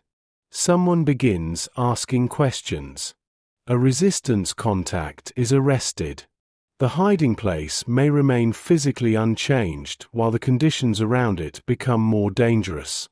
The family therefore becomes sensitive to disturbances that would once have seemed insignificant. A neighbor talks more often than usual. Someone at a shop comments on the amount of food being purchased. An official appears twice within a short period. None of these events proves anything, and that uncertainty is precisely the problem. Overreaction can destroy a functioning arrangement. Underreaction can expose it. Sustained uncertainty produces a different fatigue from immediate fear. Acute danger prepares the body for something happening now. Long concealment requires vigilance without knowing whether vigilance is currently saving anyone or merely consuming energy. Hosts adjust conversations with neighbors. Concealed people disappear earlier when certain visitors are expected, and children absorb informal distinctions between people who feel safe and people around whom greater caution is required. The social world becomes mapped according to trust rather than friendship alone. A friendly neighbor may be dangerous if they talk carelessly, while a distant acquaintance may prove reliable precisely because they know when not to ask questions. Across occupied Europe, hidden Jews and those assisting them could be exposed through antisemitism, ideology, money, personal grievance, or simple suspicion. Yet survival could also depend upon people outside the formal secret noticing something and choosing not to act upon it. The household can rarely know which is happening. Perhaps the secret is genuinely well concealed. Perhaps several people have understood enough to remain silent. From inside, both possibilities can look identical because successful concealment produces almost no feedback. The absence of arrest becomes the only evidence that the system is still working. Days without catastrophe therefore acquire meaning. A month passes after a worrying conversation and nothing follows. The family relaxes slightly until another event resets the calculation. Routine remains intact, but danger retains the ability to transform familiar objects instantly. A knock changes the meaning of the front door. A question about food changes the meaning of the pantry. Shoes or bedding that have become invisible to the household can become evidence the moment an outsider notices them. The family learns to shift quickly between domestic and defensive behavior. Someone answers a question at the door with an ordinary voice while feeling their heart accelerate. The visitor leaves, and only afterward does the body reveal what the performance concealed. The hidden person asks what happened, the family compares impressions, precautions are adjusted if necessary, and then the conversation eventually ends because dinner still has to be prepared. This return to routine is not indifference. It is one of the household's most important survival abilities. A close call cannot occupy every subsequent hour unless it requires action. If something must change, it changes. If nothing practical can be done, people return to the tasks that make another day possible. The concealed person learns the same discipline. Early in hiding, every suspicious event may produce thoughts of leaving. Later, departure becomes one risk among several and often the least controllable. Moving requires another address, transport, contacts, and the ability to cross public space without attracting attention. The familiar hiding place may be imperfect, but everyone knows how it works. Known risk begins competing with unknown risk. That trade-off becomes more important as fatigue accumulates. Hosts remain responsible for food, secrecy, and the visible household, while concealed people continue minimizing the evidence of their own existence. Children carry rules beyond the front door. No one can perform these tasks perfectly forever, and mistakes inevitably occur. A cup remains visible, someone moves too soon, a child nearly says a name, or a curtain opens farther than intended. Most mistakes produce nothing. That matters because successful hiding can look flawless only in retrospect. In practice, survival often contained luck. A suspicious person did not investigate. An official accepted an explanation. A mistake passed unnoticed. Skill, networks, and courage mattered, but chance remained part of the system as well. The household cannot control chance, so it concentrates on what can be controlled: the door, the food, the curtains, the timing of movement, and the story told to outsiders. Over time, the concealment itself becomes more competent. Signals are improved. Belongings find safer places. Procedures that were improvised during the first week become established enough to feel like a system. Systems create resilience. They can also create complacency. A routine performed successfully hundreds of times begins to feel safe because experience supports it. Someone moves slightly earlier than usual. A precaution is skipped because nobody has visited at that hour for months. Nothing happens, and the relaxed behavior appears justified until something outside changes. That is the danger of prolonged success. The safe pattern belongs partly to yesterday's environment. A new tenant enters the building. A different policeman patrols the neighborhood. Resistance activity produces increased searches. Local collaboration intensifies. The household survives by recognizing when the conditions that made yesterday manageable no longer apply. This is where the long middle begins turning toward something harder. For months, the family has learned how to sustain the concealed life through repetition. Now that successful routine exists inside an external environment becoming less predictable, and the relationship within the house has changed enough to alter what is at stake. The hidden person is no longer someone whose habits the family is learning. Their absence would leave recognizable spaces in the day, and their fears are understood without lengthy explanation. That familiarity does not need interpretation yet. It simply exists. A summer evening settles across the building. The window is opened only as far as the household considers safe, and voices rise from the street through the warm air. The concealed person remains beyond the line from which they could be seen. Someone from the family brings a drink and places it beside them without interrupting what they are doing. The gesture is automatic, and so is the quiet thanks that follows. Then a vehicle stops nearby. Conversation softens. Someone listens toward the entrance while another remains out of sight of the window. A door closes outside, and footsteps begin. No instructions are needed. The household already knows what to do. What it cannot know is whether, this time, knowing will be enough. The world beyond the curtains. The footsteps stop somewhere below. For several seconds, the household cannot know whether this matters. The concealed person remains away from the window while someone nearer the entrance listens for distinctions that months of vigilance have made familiar. Another door opening, a voice in the stairwell, movement that sounds purposeful rather than casual. Then the footsteps continue. A knock sounds elsewhere in the building, and only after the voices move away and the vehicle outside eventually starts again does the room return to its previous arrangement. Nothing has happened to them, but the interruption leaves behind a reminder that the household does not control the conditions surrounding its own survival.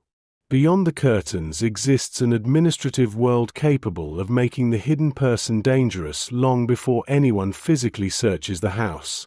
Persecution has already passed through registration systems, municipal offices, police departments, employers, property records, and identity documents. The machinery differs by country and occupation regime, but its cumulative purpose is similar: to make people identifiable, traceable, and easier to remove from ordinary civic life. The household encounters this machinery through consequences rather than theory. A false identity must remain convincing. An address must not contain an unexplained resident. A ration card must correspond to someone officially entitled to receive food. Municipal records and registration lists can shape what an official expects to find when approaching a building. There is therefore a real person inside the room and another version of that person on paper. Perhaps the official record places them somewhere else. Perhaps they possess forged documents carrying a false name, birthplace, or occupation. A few sheets of paper can hold the distance between those two realities. For someone who must occasionally move in public, the false identity has to be lived as well as carried. Dates, places, and family details must come naturally enough to withstand questioning. Inside the hiding place, documents still matter because ration cards may be needed, a future transfer may require papers, and an emergency departure could depend upon whether the concealed person can pass briefly through the public world. The administrative system therefore enters the house in envelopes, photographs, and whispered instructions. A visitor arrives with papers. The photograph resembles the hidden person. The name does not. That is the point. The concealed person studies the document until the invented details can be recalled without hesitation. A town never visited becomes a birthplace. An unfamiliar occupation becomes part of a temporary biography. The paper is false, yet its purpose is to preserve something true, the person carrying it. This inversion runs through clandestine rescue. Official documentation claims authority over identity, while resistance networks and sympathetic officials produce documents designed to protect people from that authority. The household understands the same moral reversal at the front door. If someone asks whether another person lives there, the truthful answer may kill. So the family lies. The uncertainty is no longer whether lying is justified. It is whether the lie will work. Behind many hiding places stood support networks the concealed person only partly understood. In the Netherlands, organizations such as the Landelijke Organisatie voor Hulpeen Onderduikers helped coordinate hiding addresses, ration support, and documentation for people living clandestinely. In occupied Poland, Zagota assisted Jews with money, false papers, and hiding arrangements under conditions in which helping could carry lethal penalties. These examples differed profoundly in environment and risk, but both show that a household appearing isolated could depend upon people far beyond its walls. Someone obtains a ration card. Someone produces a stamp. Someone finds an address. Someone carries money or warning. The hidden person may never meet most of them. Compartmentalization protects the network, but it also means the family experiences support in fragments. A courier appears briefly, a package changes hands, or a warning arrives without explanation. The visible household sees only the final link in a chain whose failure elsewhere may suddenly become its problem. That failure can begin with an arrest. A resistance contact disappears. A source of ration cards stops arriving. An expected visitor does not come.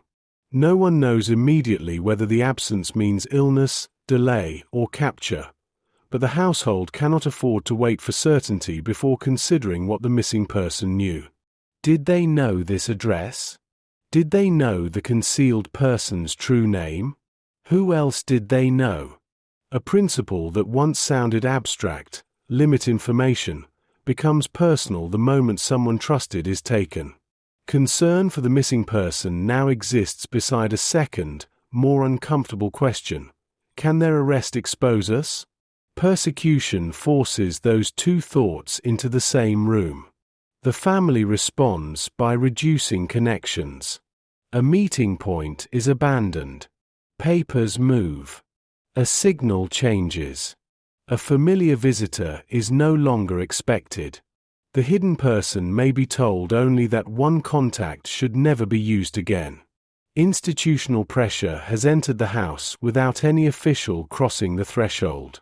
Dinner may become smaller because a source of food has vanished. Movement near the front room is reduced because someone in the neighborhood has begun paying attention. Children are told that a familiar person will no longer visit. The internal routine contracts in response to events that remain only partly understood. This is what the administrative world looks like from inside concealment. Not ministries. Consequences. A missing ration card. A changed route. A name no longer spoken. A bag packed earlier than expected. The household also understands that records are only one route toward discovery. A neighbor may notice unusual purchases. A shopkeeper may comment on food. Someone may hear movement. A child may repeat a fragment of information. None of these observations is necessarily enough on its own, but danger increases when fragments begin to connect. Secrecy works by keeping them apart. The family cannot control every conversation occurring outside, nor know what every neighbor has noticed. Survival therefore depends partly upon discipline and partly upon luck. A suspicious detail is ignored. A false document passes inspection. Someone who knows enough chooses silence rather than denunciation. The household cannot distinguish easily between perfect secrecy and deliberate non-knowing. It simply continues. As arrests increase, however, the margin narrows. Resistance networks change procedures. Addresses are abandoned. People in hiding may be moved rapidly, and those remaining behind are forced to decide whether the risks of staying now outweigh the risks of movement. The family receives another warning. Do not use this contact again. That is enough. The concealed person gathers essential belongings for the first time in months. Clothing that had spread naturally through the room returns to a bag. A book is set aside.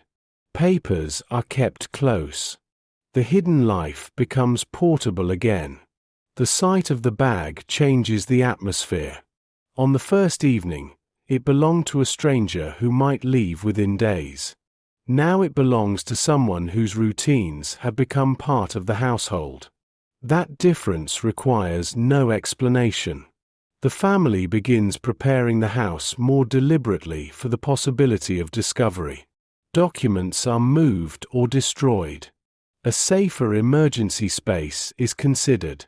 Everyone reviews the cover story already established for outsiders, not to make it elaborate but to ensure that nothing important contradicts the version of the household visible on paper.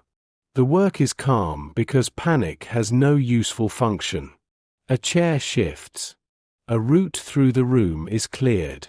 Water is placed somewhere it was not needed before. The concealed person watches the preparations and understands that the house is crossing another threshold. For months, concealment meant sustaining a hidden life. Now it means preparing for the moment when someone may actively try to find it. Outside, another vehicle passes without stopping. The bag remains near the wall.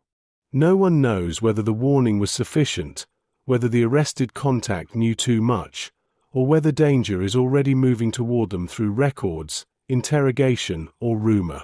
The family can only reduce what remains exposed. For the first time in many months, the house is not merely keeping a secret. It is preparing to defend one. Preparation changes the atmosphere before it changes the room. The furniture remains where it stood the previous week, meals are still prepared, and the visible members of the household continue leaving through the same door. Yet everyone now carries another question beneath familiar routines. If someone comes today, what happens first? The answer has to be simple enough to survive fear. The concealed person learns where to go. Perhaps there is a compartment behind furniture, a concealed portion of an attic, a cellar recess, or simply a room whose entrance is difficult to notice during a superficial search. The effectiveness of such spaces depends as much upon the search as upon the architecture, but the family can at least reduce hesitation. One person moves to the emergency position while another listens for the noise produced along the way. Objects are rearranged, essential papers kept close, and everyone knows who should answer the door. Then ordinary life resumes. Days pass without a search, and readiness itself begins becoming routine. The emergency space remains prepared, while the bag near the wall is gradually unpacked again because clothing is needed. Not everything returns to its old place. A few essential objects remain together now, evidence that the household no longer assumes tomorrow will resemble today. This is how pressure becomes normalized without disappearing. A warning arrives, precautions increase, nothing happens, and the heightened arrangement becomes the new baseline. Over time, the house contracts almost invisibly. Rooms once considered safe during daylight become questionable, visitors require more preparation, and children may be told less because information itself has become another form of exposure. The concealed person can therefore belong deeply to the household while remaining excluded from decisions governing their own safety. Someone else decides whether a contact is trustworthy, whether the papers are convincing enough, whether movement is too dangerous, and whether frightening information should be shared immediately. The arrangement protects the person partly by limiting what they can independently verify. That dependence creates disagreement. If new papers make relocation possible, a resistance contact may believe another address is safer while the host considers the journey too dangerous. The concealed person may want to leave precisely because indefinite hiding has become unbearable. Each perspective sees something the others cannot. The contact understands the wider network, the host understands the stability of the current house, and the hidden person experiences the confinement itself. No one knows the outcome in advance. If the house is later discovered, staying will seem reckless. If the person is arrested while moving, remaining will seem obviously wiser. People living inside the event have to decide before hindsight exists. Often continuity wins. A functioning hiding place is difficult to replace, while movement can expose someone to identity checks, railway inspections, checkpoints, or simple recognition. False papers reduce some risks but create others because the person must convincingly inhabit whatever identity the document describes. Even appearing ordinary in public may become difficult after months of practicing invisibility. A proposed move may therefore be prepared and cancelled more than once. Possessions are gathered, documents reviewed, and anything linking the person to a true identity hidden or destroyed. Then the destination becomes unsafe, the journey is abandoned, and the belongings return to the room. Each cancelled departure makes the house feel both safer and more confining. The hosts continue crossing the threshold every day and therefore remain the concealed person's principal connection with occupation outside. They see checkpoints, queues, uniforms, and changing regulations directly. They notice more police near a station, hear that identification checks have increased, or return with news that another familiar address has been emptied. The concealed person begins reading the hosts almost as carefully as the news itself. How quickly did they come home? Did they speak before removing their coat? Are they avoiding someone's eyes? After enough time together, reassurance can become difficult to perform convincingly. This creates another problem. Information may be painful even when it produces no possible action. A roundup has occurred. A relative's neighborhood has been searched. Someone connected to the network has disappeared. The concealed person may insist upon knowing everything, while the host may believe there is no reason to deliver every frightening rumor into a room from which nobody can respond. Again, protection and autonomy collide. The family learns who wants every fact and who prefers news only when it can be trusted. Emotional survival develops procedures much as physical concealment did. Beyond the house, the machinery of deportation gives these fragments their terrible meaning. In the Netherlands, many Jews arrested in hiding passed through Westerbork before deportation eastward. In France, Drancy became the principal transit camp for deportations from the country.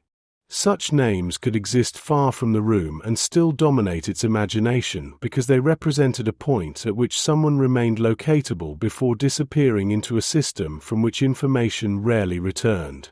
A place name spoken quietly at the table can therefore change an evening. The family cannot alter the machinery attached to it. It can only try to prevent the person inside the house from entering it. This gives concealment a sharper definition. The household is no longer merely providing shelter from generalized wartime danger. It is obstructing a process designed to identify, isolate, arrest, and remove a particular human being. Often the obstruction looks almost trivial from outside. No, nobody else lives here. No, we have not seen them. No, we do not know where they went. Repeated under the right pressure, these denials become a form of resistance whether or not the family thinks of itself politically. The secret has pulled the household into networks of information, documents, money, and judgment precisely because sustaining one hidden life requires contact with the world beyond the curtains. Every contact creates another possible trace. One evening, someone expected by the household fails to arrive. At first, nobody assumes arrest. Transport is unreliable, curfews interfere, meetings run late. Another hour passes, then another. The concealed person finally asks whether the contact has ever been this late before. The host hesitates. No, nothing useful can be done that night. By morning, concern has become procedure. The usual meeting point is avoided, a secondary contact approached cautiously, and names are withheld wherever possible. Eventually, the information returns. The contact has been arrested. The details may remain uncertain, but the fact alone is enough to alter the household. Everyone now has to reconstruct what the missing person knew. Did they know this address directly? Had they visited often enough to remember the building? Did they know the concealed person's true name? Were there papers connecting one household to another? A conversation once considered harmless can suddenly become dangerous in memory. The hidden person listens. Their safety is now attached to what someone else may say under interrogation, and there is nothing they can do about it. The household prepares. Unnecessary documents disappear. The emergency hiding space is checked again. The cover story is reduced to a version everyone can repeat naturally, and the children receive only what they need to carry safely outside the room. If anyone asks, nothing has changed. That is the performance now required. Someone still goes to work. Shopping continues. Curtains behave normally. The family does not suddenly avoid neighbors. Internally, almost everything has changed. For several days, every vehicle stopping nearby attracts attention, and every unfamiliar footstep is followed mentally through the building. No search comes. One day passes, then another. A week later the household begins to breathe more normally, though nobody knows whether that means the danger has passed or merely failed to arrive yet. Then two unfamiliar men appear on the street. They remain longer than seems necessary. Perhaps they are waiting for someone else. Perhaps their presence has nothing to do with the house. The family cannot know, and uncertainty is now enough to justify caution. The concealed person enters the emergency space. This time it is not rehearsal. The room beyond the barrier becomes audible but inaccessible, a chair scraping, footsteps, perhaps a voice. The smaller space warms quickly, movement is limited, and time becomes difficult to measure because there is nothing to do except remain silent. Eventually the signal comes. The men have gone. Nothing happened. The concealed person emerges stiffly, and nobody can say whether the precaution was necessary. That no longer matters. The emergency arrangement has worked under real uncertainty, and the household has learned how quickly the ordinary room can become something else. That evening, nobody discusses courage. They discuss water. A blanket should remain in the emergency space. The route must stay clear. Perhaps another container is needed if someone has to remain there longer. Fear becomes logistics because logistics can be improved. Outside, the street returns to normal. The unfamiliar men may never have known the household existed, and the arrested contact may never reveal anything useful to the authorities.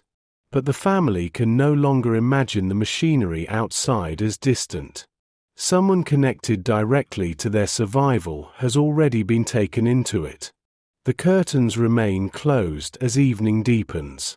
Behind them, another meal is prepared, another night begins, and the person they are hiding is still there. So is the world looking for people like them. When the knock changes meaning. After the arrest, the household listens differently. The same precautions remain in place, yet familiar sounds now carry possibilities that were easier to dismiss before someone connected to the network disappeared. A vehicle stopping nearby is no longer measured only against imagination. Arrest has entered the family's known world, and the distance between another household's danger and their own has shortened. For several weeks, nothing follows. That interval matters because fear without an object must still be lived around. The family cannot behave every hour as though a search is about to begin. The visible household has to function, and the concealed person has to continue living. Water remains in the emergency space, essential belongings stay close, and conversation gradually regains some of its old volume during safe hours. The arrest has not been forgotten. It has been absorbed into the background. Then another hiding place is discovered. The details arrive indirectly and remain uncertain. Perhaps an informer exposed the address, perhaps a search uncovered it, or perhaps another arrest led authorities there. What matters is that concealed people are no longer where they were supposed to be, and the household knows enough about the address to understand that the danger belongs to the same world as their own. Practical questions come first. Who knew the location? Had there been warnings? Were the hosts arrested too? Did anyone escape? There may be no reliable answer, and that uncertainty forces the family to judge whether a functioning hiding place has become unsafe enough to abandon. Moving can expose the concealed person more than remaining. Staying preserves a system that has worked for months but may allow danger to approach through connections nobody can see. Hindsight would make one choice appear obvious. The people inside the house do not have it. They remain. For the concealed person, that decision carries more weight now than it would have during the first weeks. The room is no longer merely an address. It contains accumulated knowledge, which sounds matter, how food arrives, what the children understand, where the emergency space is, and how the hosts behave when frightened. Moving would exchange all of that for another set of unknown risks. Known danger can feel safer than unknown refuge. The decision does not reduce caution. Contacts are limited, messages become shorter, and the concealed person's true name is used less often around anyone connected to the wider network. The household practices a kind of informational austerity because every additional connection may eventually become a route toward the house. That pressure reaches material life as well. When a contact disappears, a source of ration cards or food may disappear with them. The concealed person notices the household stretching portions further and quietly begins taking less. The host notices too, and the disagreement that follows remains subdued because everyone understands the same basic truth. There is less food, but hunger cannot settle the question of who deserves it. Care becomes harder to separate from guilt. The hidden person claims not to be hungry. The host adds something to the plate anyway. Another family member says they already ate, and the concealed person suspects they did not. Scarcity gives ordinary generosity more weight because every portion now belongs to someone else as well. The children understand more than they once did. A child who needed repeated reminders during the first weeks may now correct a younger sibling before an adult intervenes. The secret has become part of the child's understanding of home, and that means the family is beginning to depend upon a young person's ability to carry two realities at once: the person who exists inside and the version of the household described outside. One afternoon, that ability is tested. A neighbor speaks to the child in the stairwell and asks who has been visiting the family. The question may be innocent. Perhaps movement was noticed behind a curtain, perhaps an unfamiliar voice carried through the building, or perhaps nothing unusual was seen at all. The child pauses only briefly before giving the explanation already established by the household. The neighbor accepts it and continues downstairs. When the child reports the conversation, the adults ask for the exact wording. Where were they standing? What did they say? Did they seem suspicious? The questions come quickly enough that the child begins to look frightened, and one of the adults slows down. Nothing happened. The answer was good. The family needs information, but it also needs the child to behave naturally the next time someone asks a question. The concealed person listens to the exchange and understands that their survival has entered the reflexes of a child who should never have needed such reflexes. The family does not move them. Instead, the curtain is adjusted and conversation near that part of the house becomes more careful. Another small freedom disappears. This is how the environment tightens without a search ever occurring. Winter returns with fewer resources and more experience. Fuel is conserved, damp clothing dries slowly, and respiratory illness becomes especially worrying because a cough is both a medical problem and a sound. When the concealed person develops one, everyone hopes it will pass quickly. It does not. Water remains nearby. Whatever remedy can be found is used. During active hours in the building, the person suppresses the cough as much as possible and allows it more freely at night when the household believes the sound carries less danger. Then an unexpected visitor arrives during the day. The concealed person moves into the emergency space. The visitor stays. Minutes lengthen while conversation continues in the visible room, and behind the barrier the urge to cough begins rising again. The person breathes shallowly, trying to suppress the body's demand to make noise. Outside, the host has no way of knowing exactly what is happening and keeps the visitor talking while gently trying to shorten the encounter without making the effort visible. Eventually, the visitor leaves. The front door closes. Only then does the concealed person emerge, coughing hard enough to require water while another family member listens toward the stairwell to make certain the visitor has truly gone. Nothing has been discovered. Yet the episode exposes a limit the household cannot engineer away. A living person cannot be made permanently silent. The system can hide shoes, documents, bedding, and extra food. It cannot guarantee that a body will never cough, stumble, become ill or move at the wrong moment. That fact becomes more important as pressure rises. A network can fail. Food can diminish. A neighbor can notice. A child can be questioned. An ordinary illness can produce danger at precisely the wrong time. Any one of these events may still produce nothing, but together they change the household's internal state. The family is no longer asking whether its routines work. It knows they work. The question is how much pressure those routines can absorb before ordinary imperfection becomes enough to expose the person they are protecting. Late one evening, the concealed person is finally sleeping more easily. The cough has weakened, and the household has settled into the quieter hours when movement requires less calculation. Then someone knocks at the front door. Not the hesitant knock of a neighbor hoping someone is home. 3 deliberate strikes, followed by a pause. Then again. No one needs instruction. The concealed person is already moving.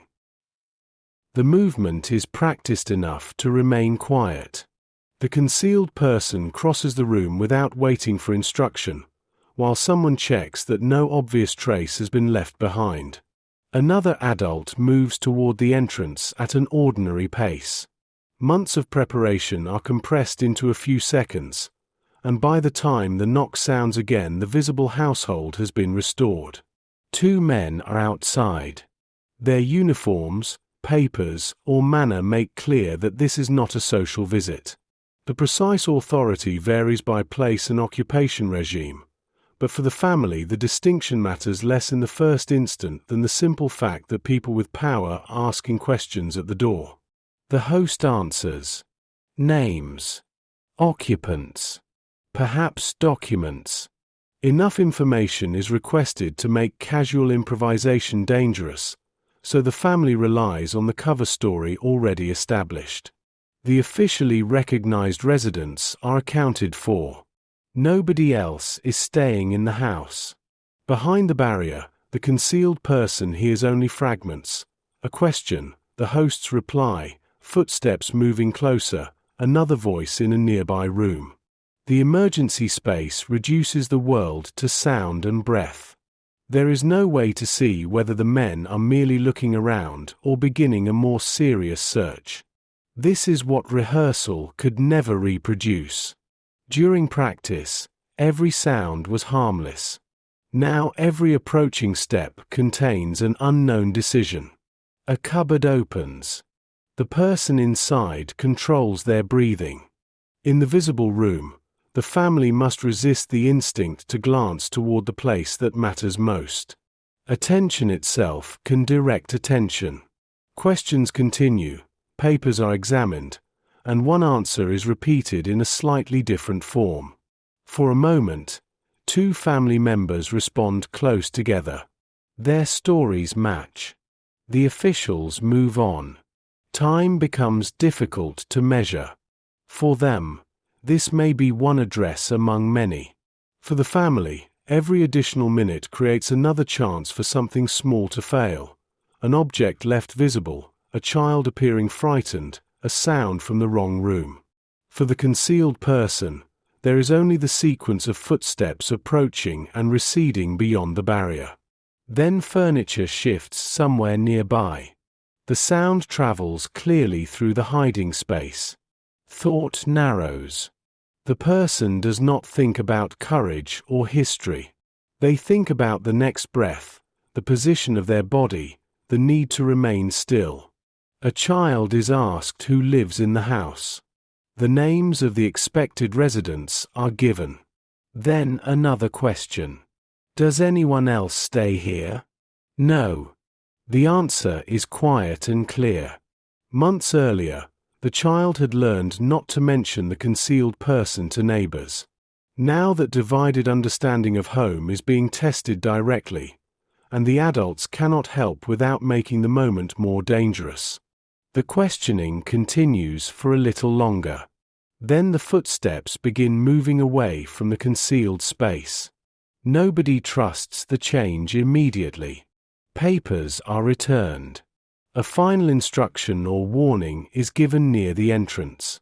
The door closes, but the family remains still while the men descend the stairs.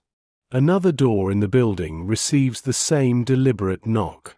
Only then does the family begin to understand that this may have been a broader inspection rather than a targeted search. The concealed person still waits.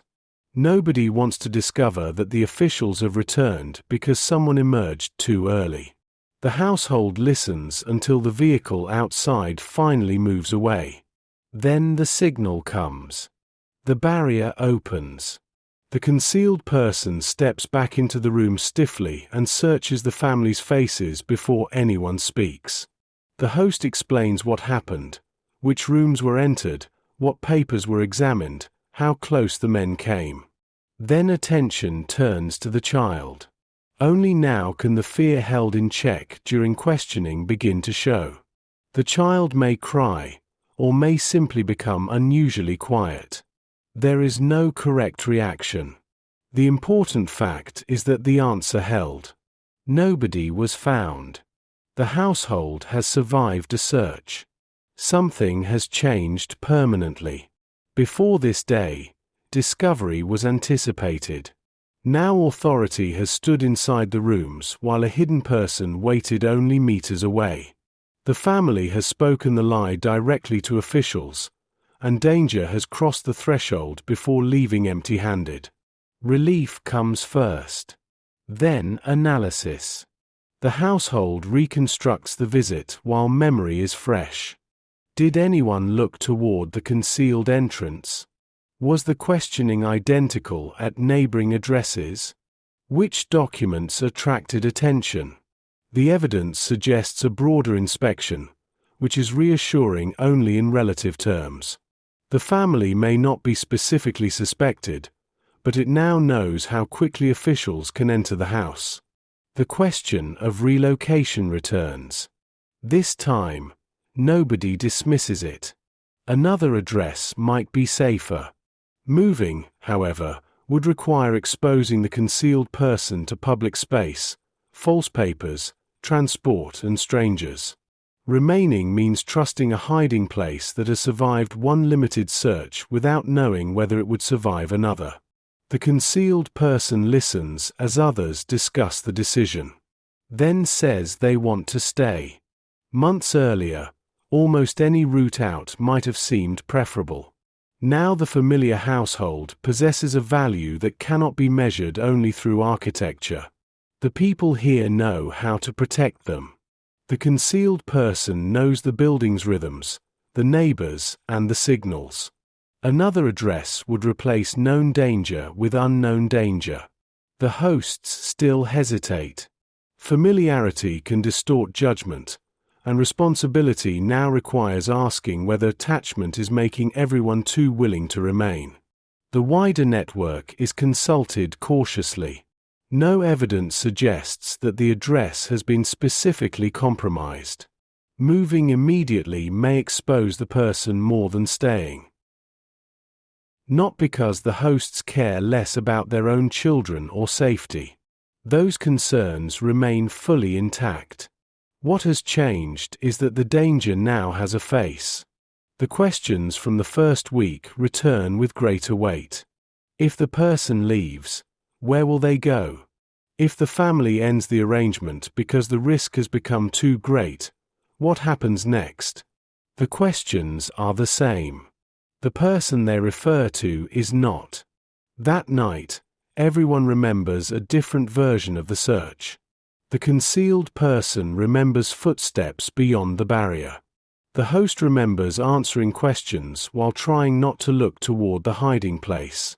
The child remembers being asked who lived in the house. Morning does not erase any of it. Breakfast is prepared. Someone leaves for work. The visible household resumes its public life while the concealed person remains behind. No second search follows. Days pass, and immediate danger gradually recedes. Yet the knock has changed meaning permanently.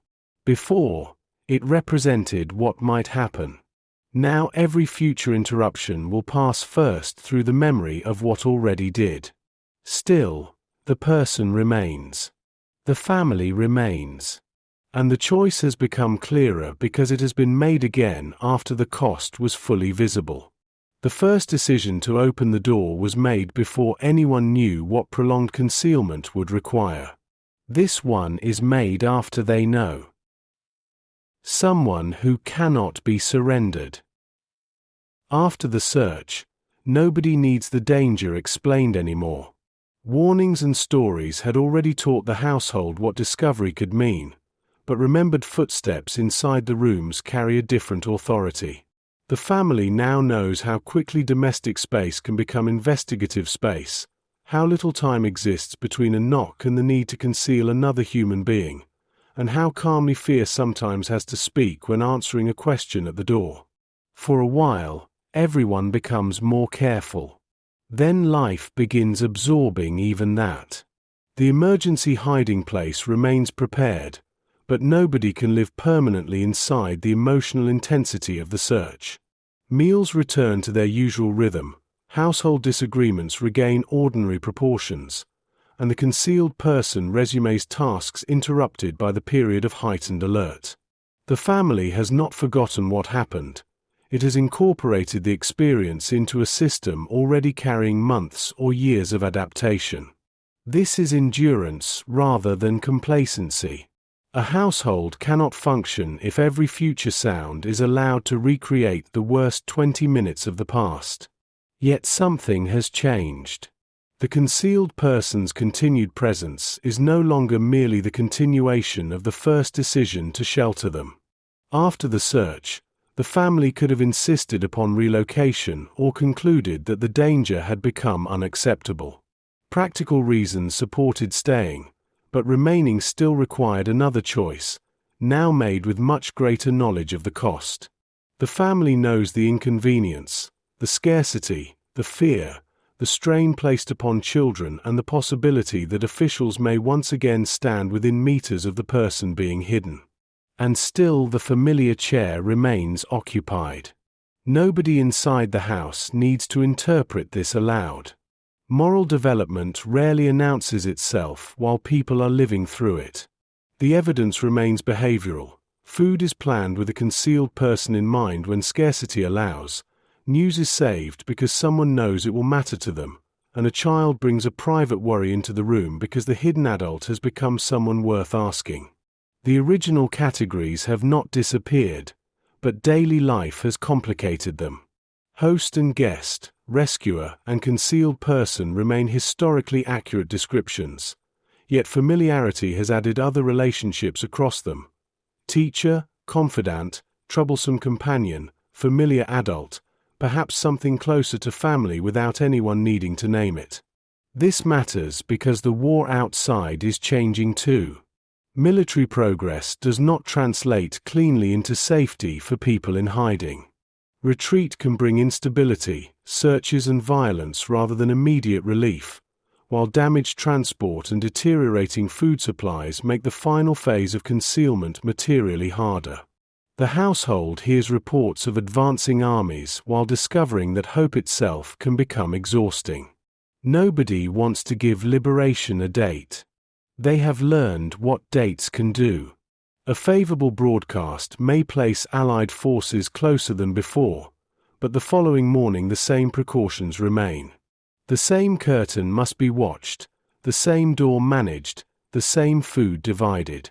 For years, freedom existed as an abstract possibility. Now towns with familiar names are being reached, and the person can begin imagining ordinary movement again. That makes waiting harder. In the Netherlands, for example, liberation came unevenly. Much of the South was liberated during 1944, while large parts of the North and West remained under German occupation through the following winter. The failure of Operation Market Garden to secure the hoped-for rapid advance across the Rhine left many civilians, including people in hiding, facing additional months of occupation. The hunger winter that followed in the Western Netherlands made concealment harder still. Food and fuel shortages became severe across the civilian population, and people in hiding often had even fewer legal means of obtaining rations.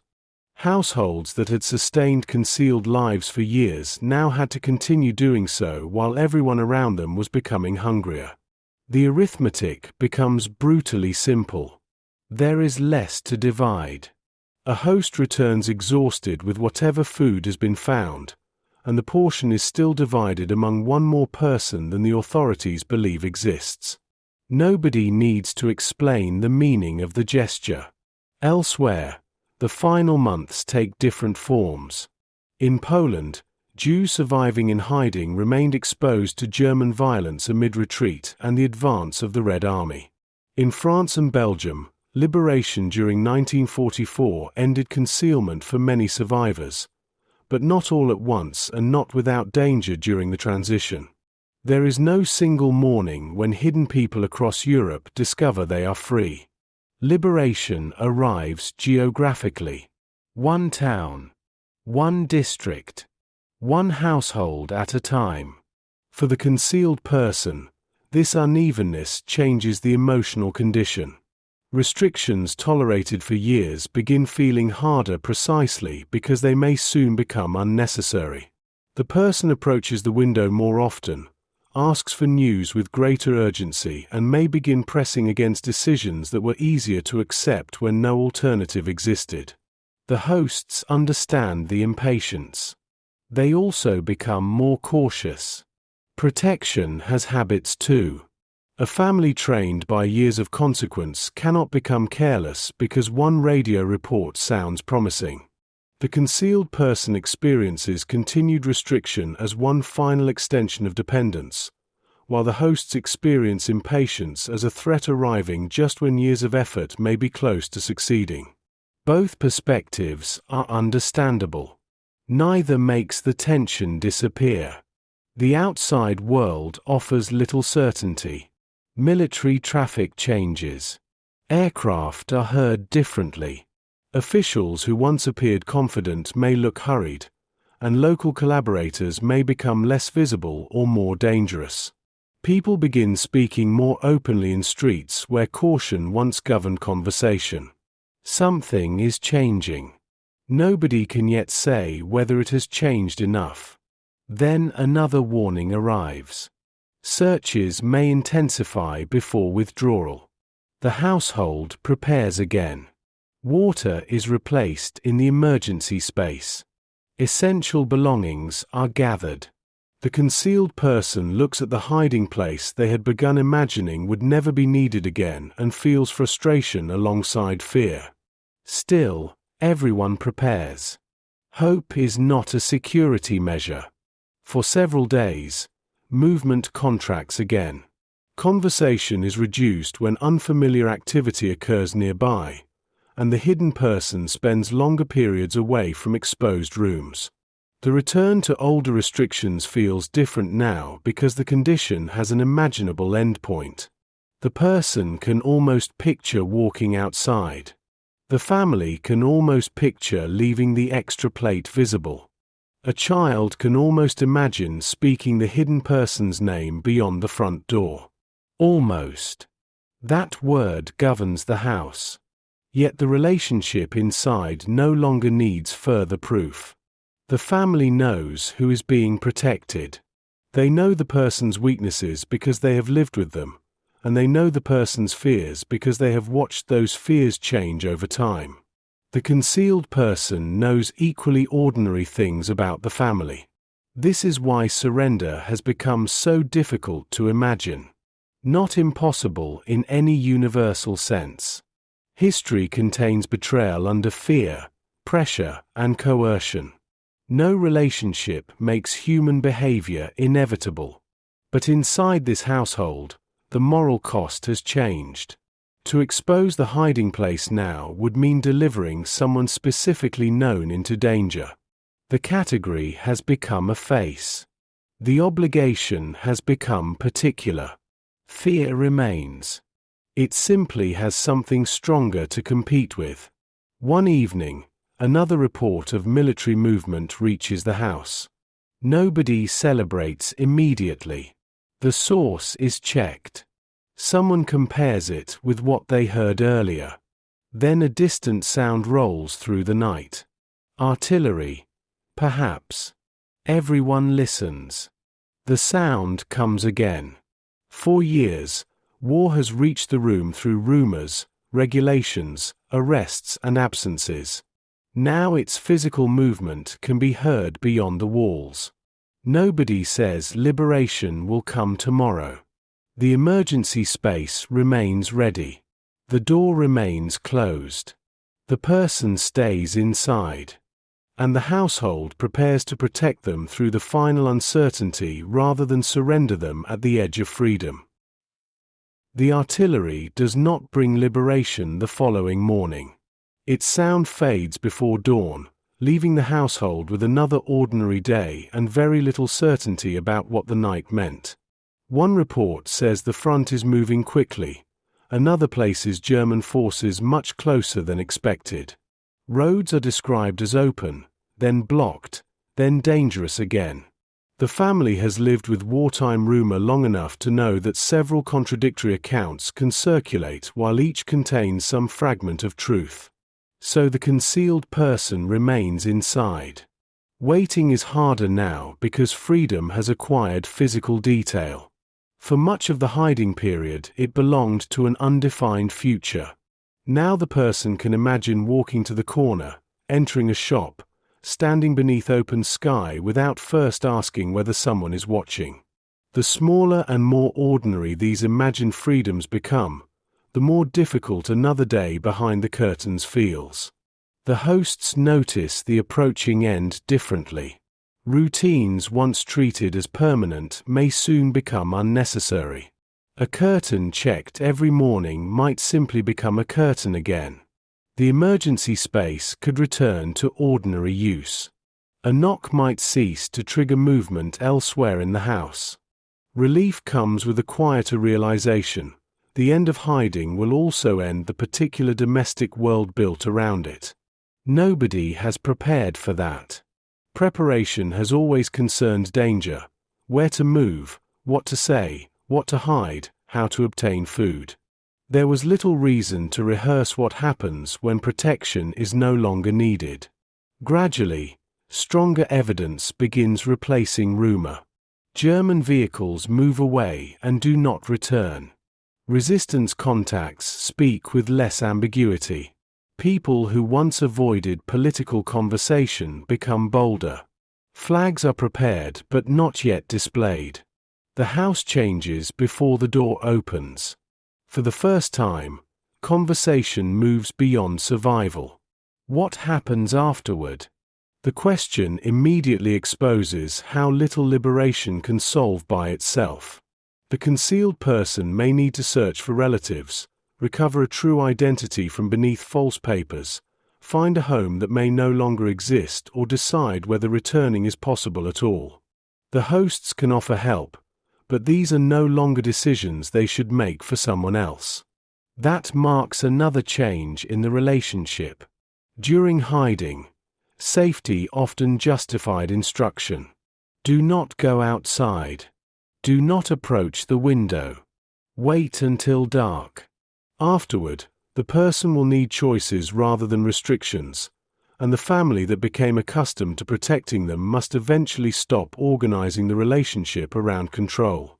The concealed person begins reclaiming that future before anyone leaves. They speak more decisively about what they will do. Find this person. Go to that address. Ask what happened. The plans remain uncertain, but the grammar has changed. Movement is beginning to belong to the person again. Then the window changes. Reliable news suggests that danger is receding, and the concealed person stands slightly closer than they would have before. Someone in the family notices and almost corrects them. Almost. The warning never comes. A few days later, the window opens farther. Air enters the room, carrying street noise that no longer feels entirely forbidden. The concealed person looks out at a world they have known mostly through sound. Buildings glimpsed only partially, the corner where vehicles used to stop, people moving freely beneath windows that once represented danger. Nobody looks up. The person remains there. Freedom begins experimentally. Eventually, the evidence becomes strong enough that hiding itself no longer makes sense. German forces have withdrawn or surrendered locally. Resistance members appear openly. Allied troops are seen, or authority changes clearly enough that the household finally believes what it has been afraid to hope. Even then, habit can delay the moment. A person who survived by distrusting good news has reason to demand certainty. Perhaps another night passes after everyone knows, in practical terms, that the danger has ended. Morning comes. The household does not begin with its usual precautions. A curtain opens fully. Someone speaks at normal volume. The concealed person's belongings remain visible. Then the front door opens. The person stands before it. Nobody rushes them. The threshold is only a step wide, but the body measures distance according to consequence. For months or years, crossing it openly could have destroyed the entire arrangement. Now the person steps through. Nothing happens. Another step follows. The host watches someone they have spent years preventing from doing exactly this, and an old instruction almost rises automatically. Stay back, wait, not yet. It has no work left to do. The survivor reaches the street. Light falls on them without being managed.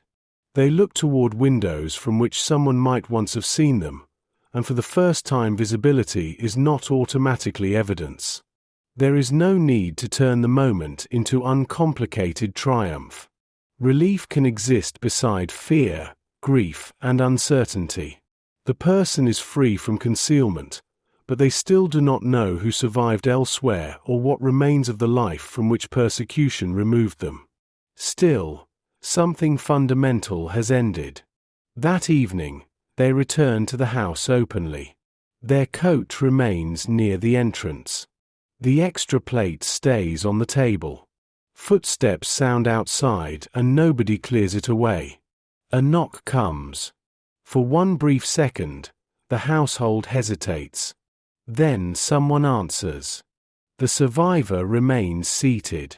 The body remembers the old condition slightly longer than the condition itself survives. Such reflexes will continue. A vehicle stopping unexpectedly may sharpen attention. An unfamiliar uniform may produce tension before recognition. The survivor may lower their voice without thinking, and the host may check a hallway that no longer needs checking. Liberation can end hiding. It cannot erase the time spent learning how to hide. Over the following days, the survivor begins leaving the house more often. At first perhaps accompanied, then alone. The host watches them go.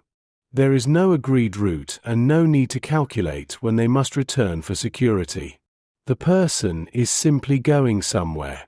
That ordinariness completes the transformation more fully than any ceremony could. The household spent years restricting movement because restriction preserved life. Now responsibility has to change again. Continuing to control the survivor in the name of protection would preserve the structure of hiding after its purpose has ended.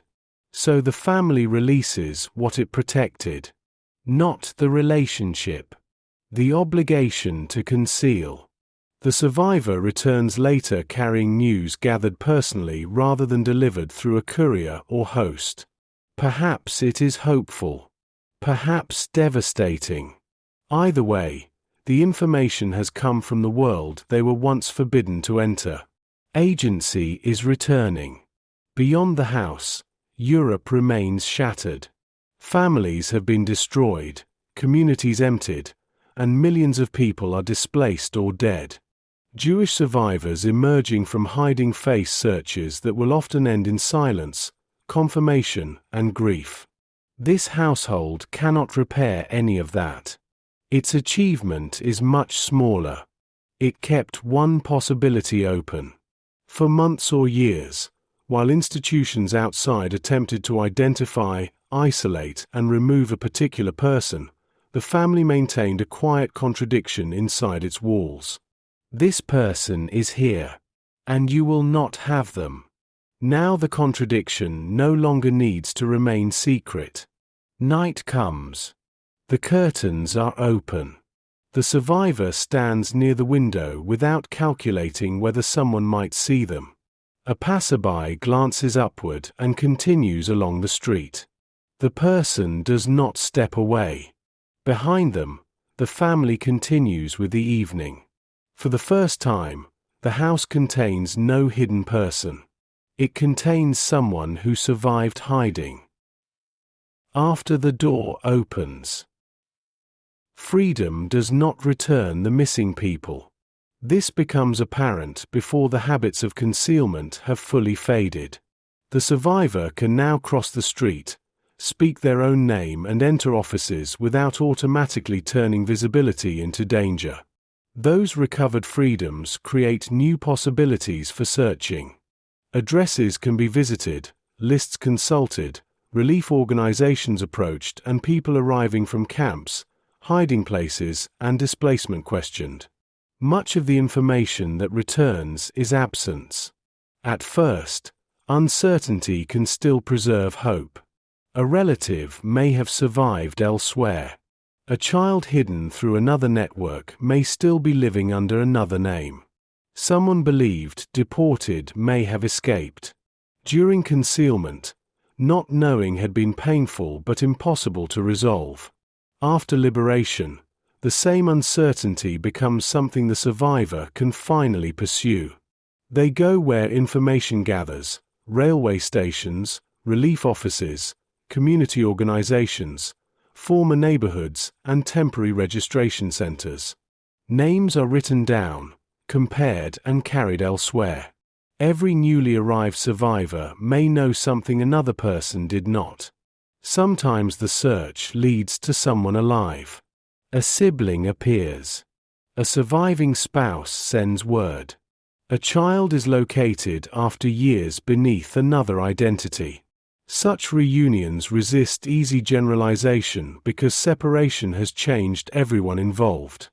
A hidden child may recognize a parent immediately or may have formed deep attachments to the family that protected them. Adults return carrying experiences neither side yet knows how to explain. The household that provided shelter may witness some of these reunions, and its role begins changing again.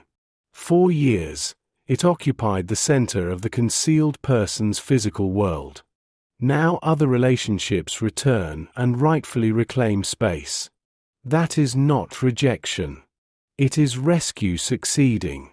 Still, attachment does not disappear simply because its original purpose has ended. The hosts know the survivor's habits in ways relatives separated for years may no longer know them, while the survivor may feel safest in the hiding household even as they long to recover whatever remains of an earlier life. For some, the old home still exists. That does not mean it remains home. Property may have been confiscated, looted, destroyed, or occupied by others. Possessions can be gone. Neighbors may respond with sympathy, discomfort, or hostility. Liberation ended Nazi rule, but it did not immediately erase antisemitism, private grievance, or the consequences of years of dispossession. A survivor can therefore arrive at a former address and discover that the door is opened by someone else. The hiding household may become important precisely because it remains one place where the survivor's presence requires no explanation. They can return after an unsuccessful search, sit at the familiar table and describe what happened. The family understands the significance without needing it translated into history. Continuity matters when almost everything else has been broken. The survivor may remain in the house for weeks or months after liberation, but the arrangement is fundamentally different now. Doors remain open. The person comes and goes.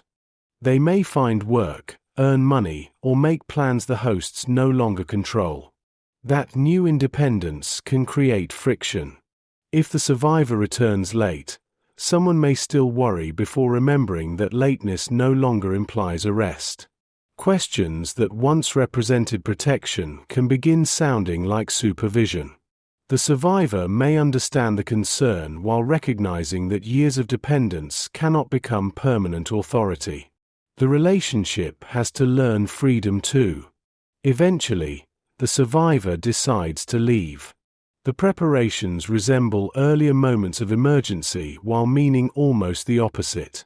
Clothing is folded, documents gathered, and the bag placed near the door.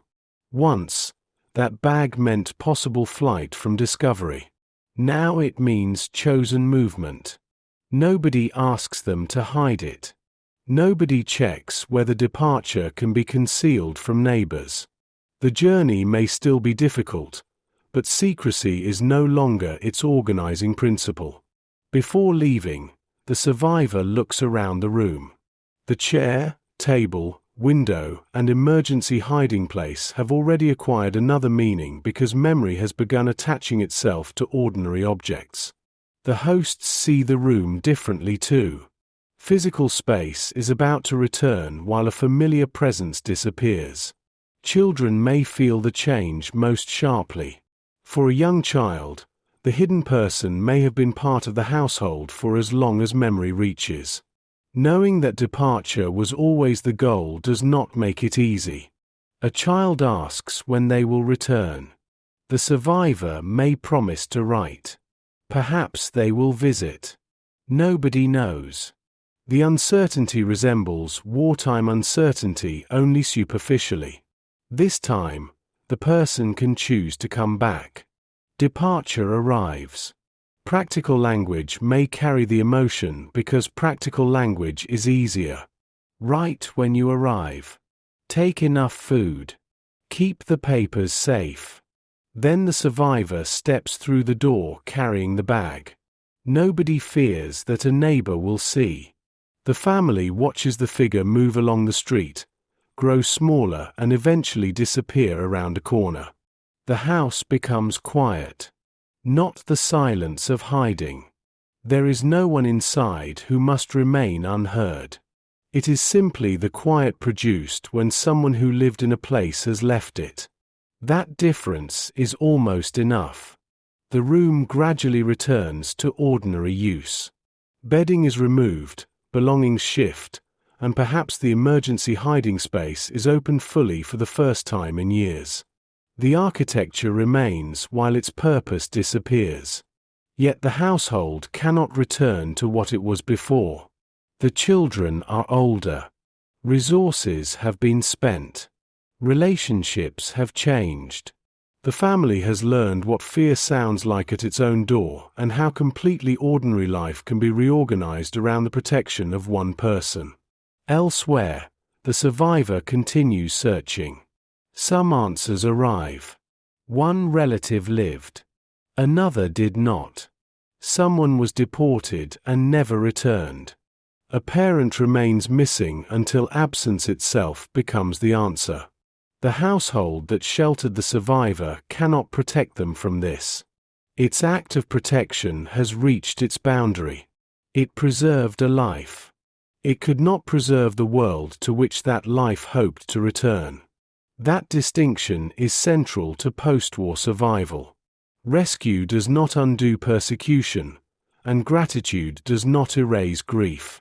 A survivor can remain profoundly thankful to the people who hid them while carrying losses too large for that gratitude to resolve. The hosts may carry their own version of the same complexity. They know someone survived because the door remained closed when it needed to remain closed. They may also remember the people for whom there was no room, the contact who disappeared, or another hiding place that did not survive. Success does not erase limits. For now, however, everyone is trying to build ordinary life again. Then a letter arrives. The handwriting is familiar.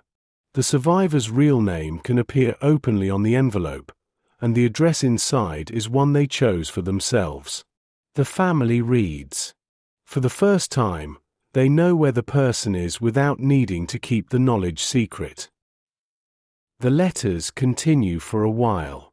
Not always regularly, because post-war Europe is full of disrupted addresses, damaged transport, and people moving between relatives, temporary accommodation, displaced persons camps and countries they may eventually make permanent. A letter can arrive late without automatically suggesting arrest, and that difference alone changes the meaning of waiting. The contents change too. During concealment, a message might contain little more than confirmation that someone was alive. Now the survivor can write about housing, work, documents, train delays, and people they have tried to find. Ordinary complaints begin entering the correspondence, and their ordinariness matters. Life is difficult in ways that no longer need to remain secret. For the host family, the letters allow the relationship to settle into whatever form remains once necessity has disappeared. Some survivors return to visit. Photographs are exchanged, children grow older, and the person who once lived invisibly inside the house becomes part of ordinary family history. Elsewhere, contact fades as survivors emigrate and hosts rebuild lives of their own. Distance does not determine significance. Sometimes a final letter arrives and then years pass. The household still remembers. A room that has returned to ordinary use can retain another identity for the people who know what happened there. A cupboard remains a cupboard, yet someone remembers what once stood behind it. An attic fills with storage while retaining the memory of a person who spent months measuring safety through the sounds beneath the floor. Many such memories remained private for years. Some rescuers regarded what they had done as an obligation rather than an achievement requiring recognition. Survivors differed too. Some spoke early, some only within families, and others waited decades before recording testimony. When memory eventually becomes testimony, the details that return are often domestic. The cold, the food, the search, the child who answered correctly, the irritation of waiting, the ordinary argument that ended without ending the protection. These details restore human scale to a history otherwise dominated by enormous numbers. That scale must remain visible. Nazi Germany and its collaborators murdered approximately 6 million Jews, while millions of other victims suffered persecution, imprisonment, and death under Nazi rule. Rescue existed inside that catastrophe and cannot be used to soften it. Most people targeted for destruction did not reach a household capable of protecting them successfully for years, and many who attempted hiding were discovered. The conditions under which rescue occurred were also unequal. Money, geography, social connections, access to documents, sympathetic officials, resistance networks, and chance could all affect whether assistance was possible. Conditions differed. Choices still mattered. Both truths belong together. Later recognition attempts to preserve some of those choices. Yad Vasham's designation righteous among the nations has honored tens of thousands of non-Jews who risked themselves to rescue Jews during the Holocaust without expectation of material reward. Yet even such records cannot contain every act of assistance because concealment often depended upon actions designed to leave no evidence. A forged paper works because its true origin disappears. A neighbor protects someone by never reporting what they noticed. A person provides food or warning and leaves no document behind. Historical memory therefore contains unavoidable gaps. Some names remain. Others do not. What survives most clearly is the pattern of repeated action. The family did not perform one courageous act and then wait for history to reward it. Food had to be found again. Silence maintained again. Questions answered again. Fear managed again.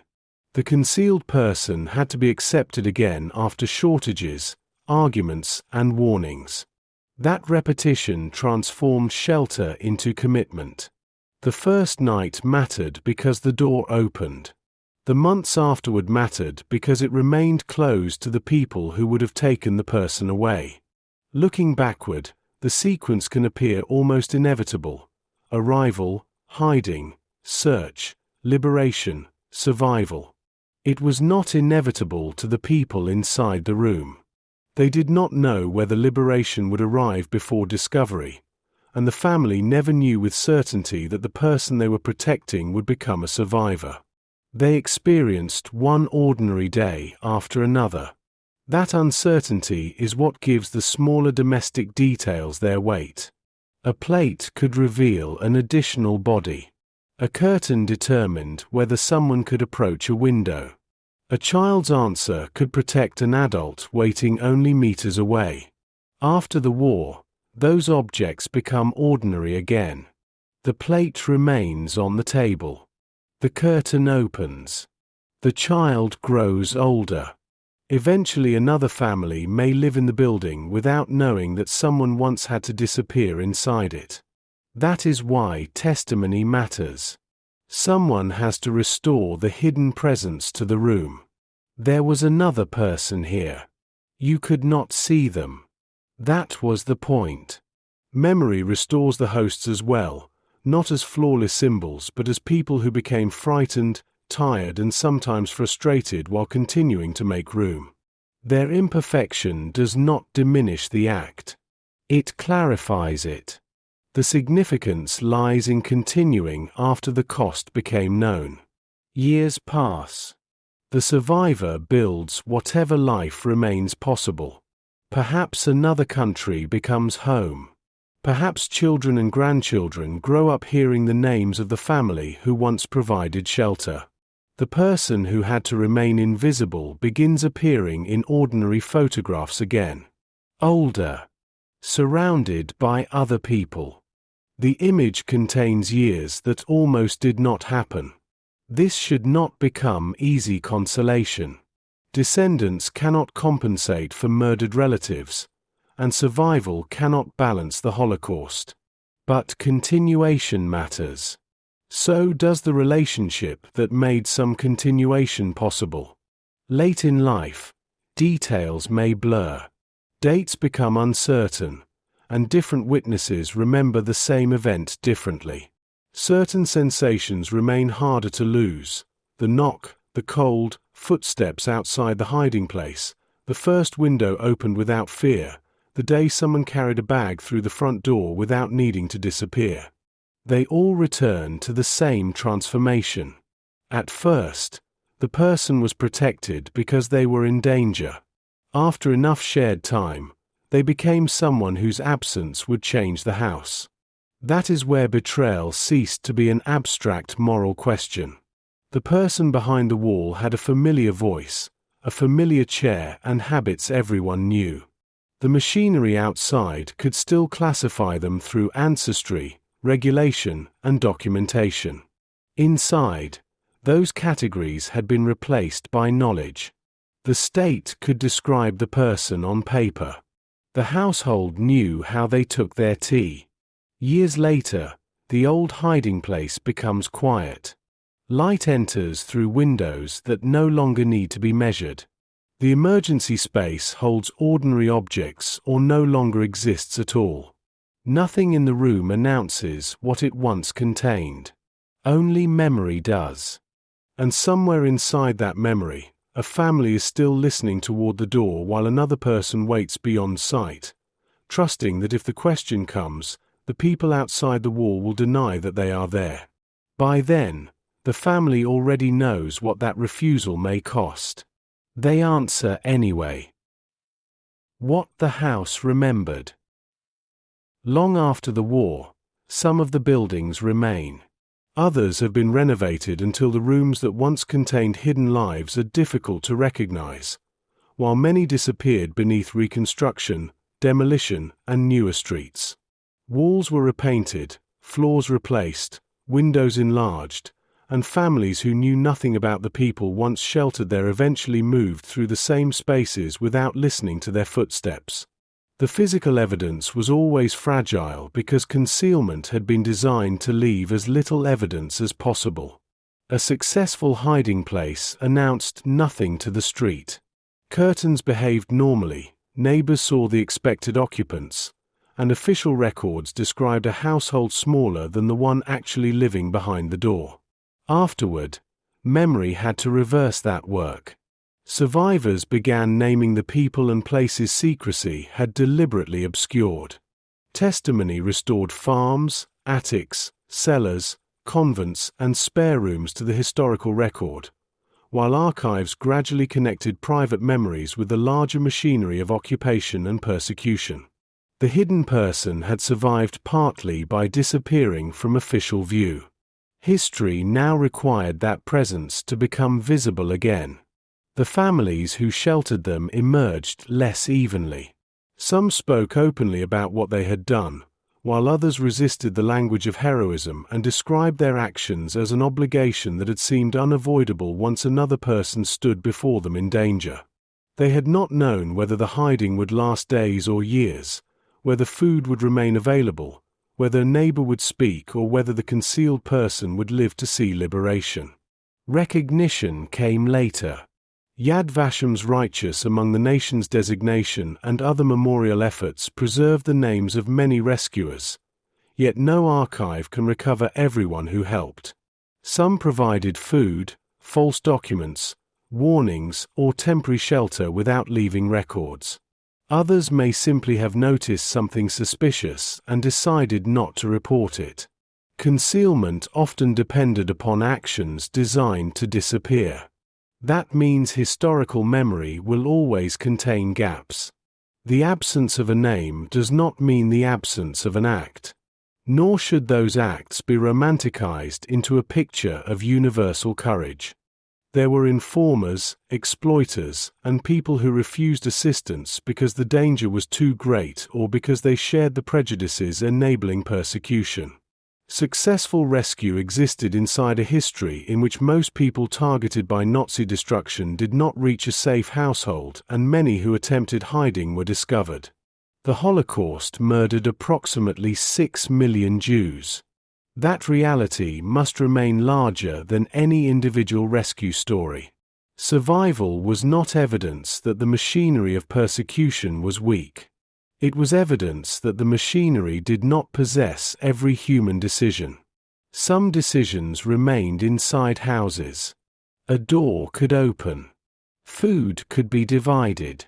A false answer could be given when someone asked who lived there. Then the decision had to be made again the following day. This repetition is what gives these stories their weight. Opening a door could take seconds. Keeping someone safely behind it could take years, and over those years courage often became difficult to recognize because it looked like ordinary domestic work. Finding another ration card, controlling an argument before voices rose too far, obtaining medicine without explaining the patient, or clearing away one additional plate before an unexpected visitor entered. It also meant living with another person. The hidden were not symbols inside the houses that sheltered them. They had tempers, habits, preferences, and fears. They became bored, complained, helped with work, and sometimes irritated the people protecting them. The hosts became frightened and tired. They could regret the burden and still refuse to end it. That imperfection matters. A morally perfect household would teach us very little about endurance. What mattered was that conflict did not necessarily end protection. Breakfast still appeared after an argument. The door remained closed after a frightening night. The person who complained yesterday was still concealed today. Over time, repetition changed the relationship. A stranger acquired a familiar voice. A chair became associated with one person. Footsteps could be recognized from another room. A silence could reveal worry before anyone asked what was wrong. The machinery outside continued describing people through ancestry, registration, documents, and racial categories. Inside the house, another form of knowledge developed. The state could describe the concealed person on paper. The household knew how they took their tea. That difference did not defeat Nazi Germany. It did not stop deportation trains or undo the murder of millions. But inside one domestic space, it could make betrayal increasingly difficult because the person who would be betrayed was no longer abstract. They were known. Years later, former hiding places sometimes become museums or memorials.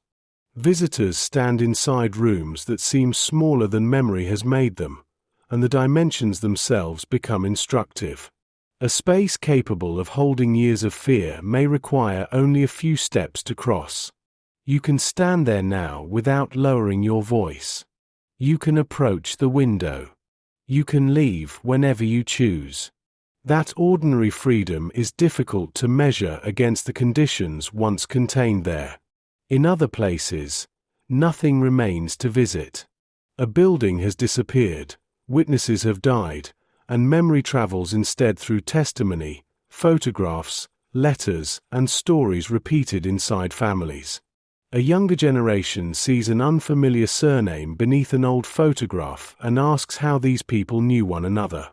The answer may begin with persecution. It does not always end there. Sometimes the relationship outlived hiding. Survivors returned to visit. Children who once whispered around them grew old enough to introduce children of their own. Elsewhere, distance grew and contact disappeared. The historical connection remained. One family remembered the person who came through the door. The survivor remembered the family that did not send them back through it. Time eventually changes the proportions of memory. Some dates blur. The chronology becomes less certain. Yet particular sensations can remain remarkably sharp. The cold, the knock, footsteps near the hiding place, the first window opened without fear, the day a bag was carried through the front door openly rather than in preparation for flight. Those details return us to the house. Not to an idealized house. A frightened one. A tired one. A household where people sometimes argued and sometimes wondered how much longer the arrangement could continue. Yet when pressure increased, the concealed person remained. By then, the family knew exactly who remained with them. That is where the title finds its deepest meaning. They were not protecting an abstraction called a victim of persecution. They were protecting the person who ate at their table, knew their children, waited through winter beside them, and occupied a place in the rhythm of the house. Betrayal had become personal. The old room is quiet now. Evening light reaches the floor without anyone measuring where it falls. A curtain moves in air entering through an open window, and footsteps pass outside without changing anything inside. No one has to disappear. No plate has to be removed. No child has to remember which version of the household may safely be described beyond the front door. Only memory remains. There was once another person here whom the world outside had made dangerous to know, and a family who continued knowing them anyway. They could not promise liberation. They could not restore the life already being destroyed beyond their walls. They could offer another meal, another night, another refusal to give a name. And then do it again. Until eventually the door no longer had to remain closed. The window could stay open. And the person who once survived by remaining unseen could finally stand in the light without moving away. You've been part of Echoes of War, where stories rise on quiet wings, and the past still circles above us, refusing to land.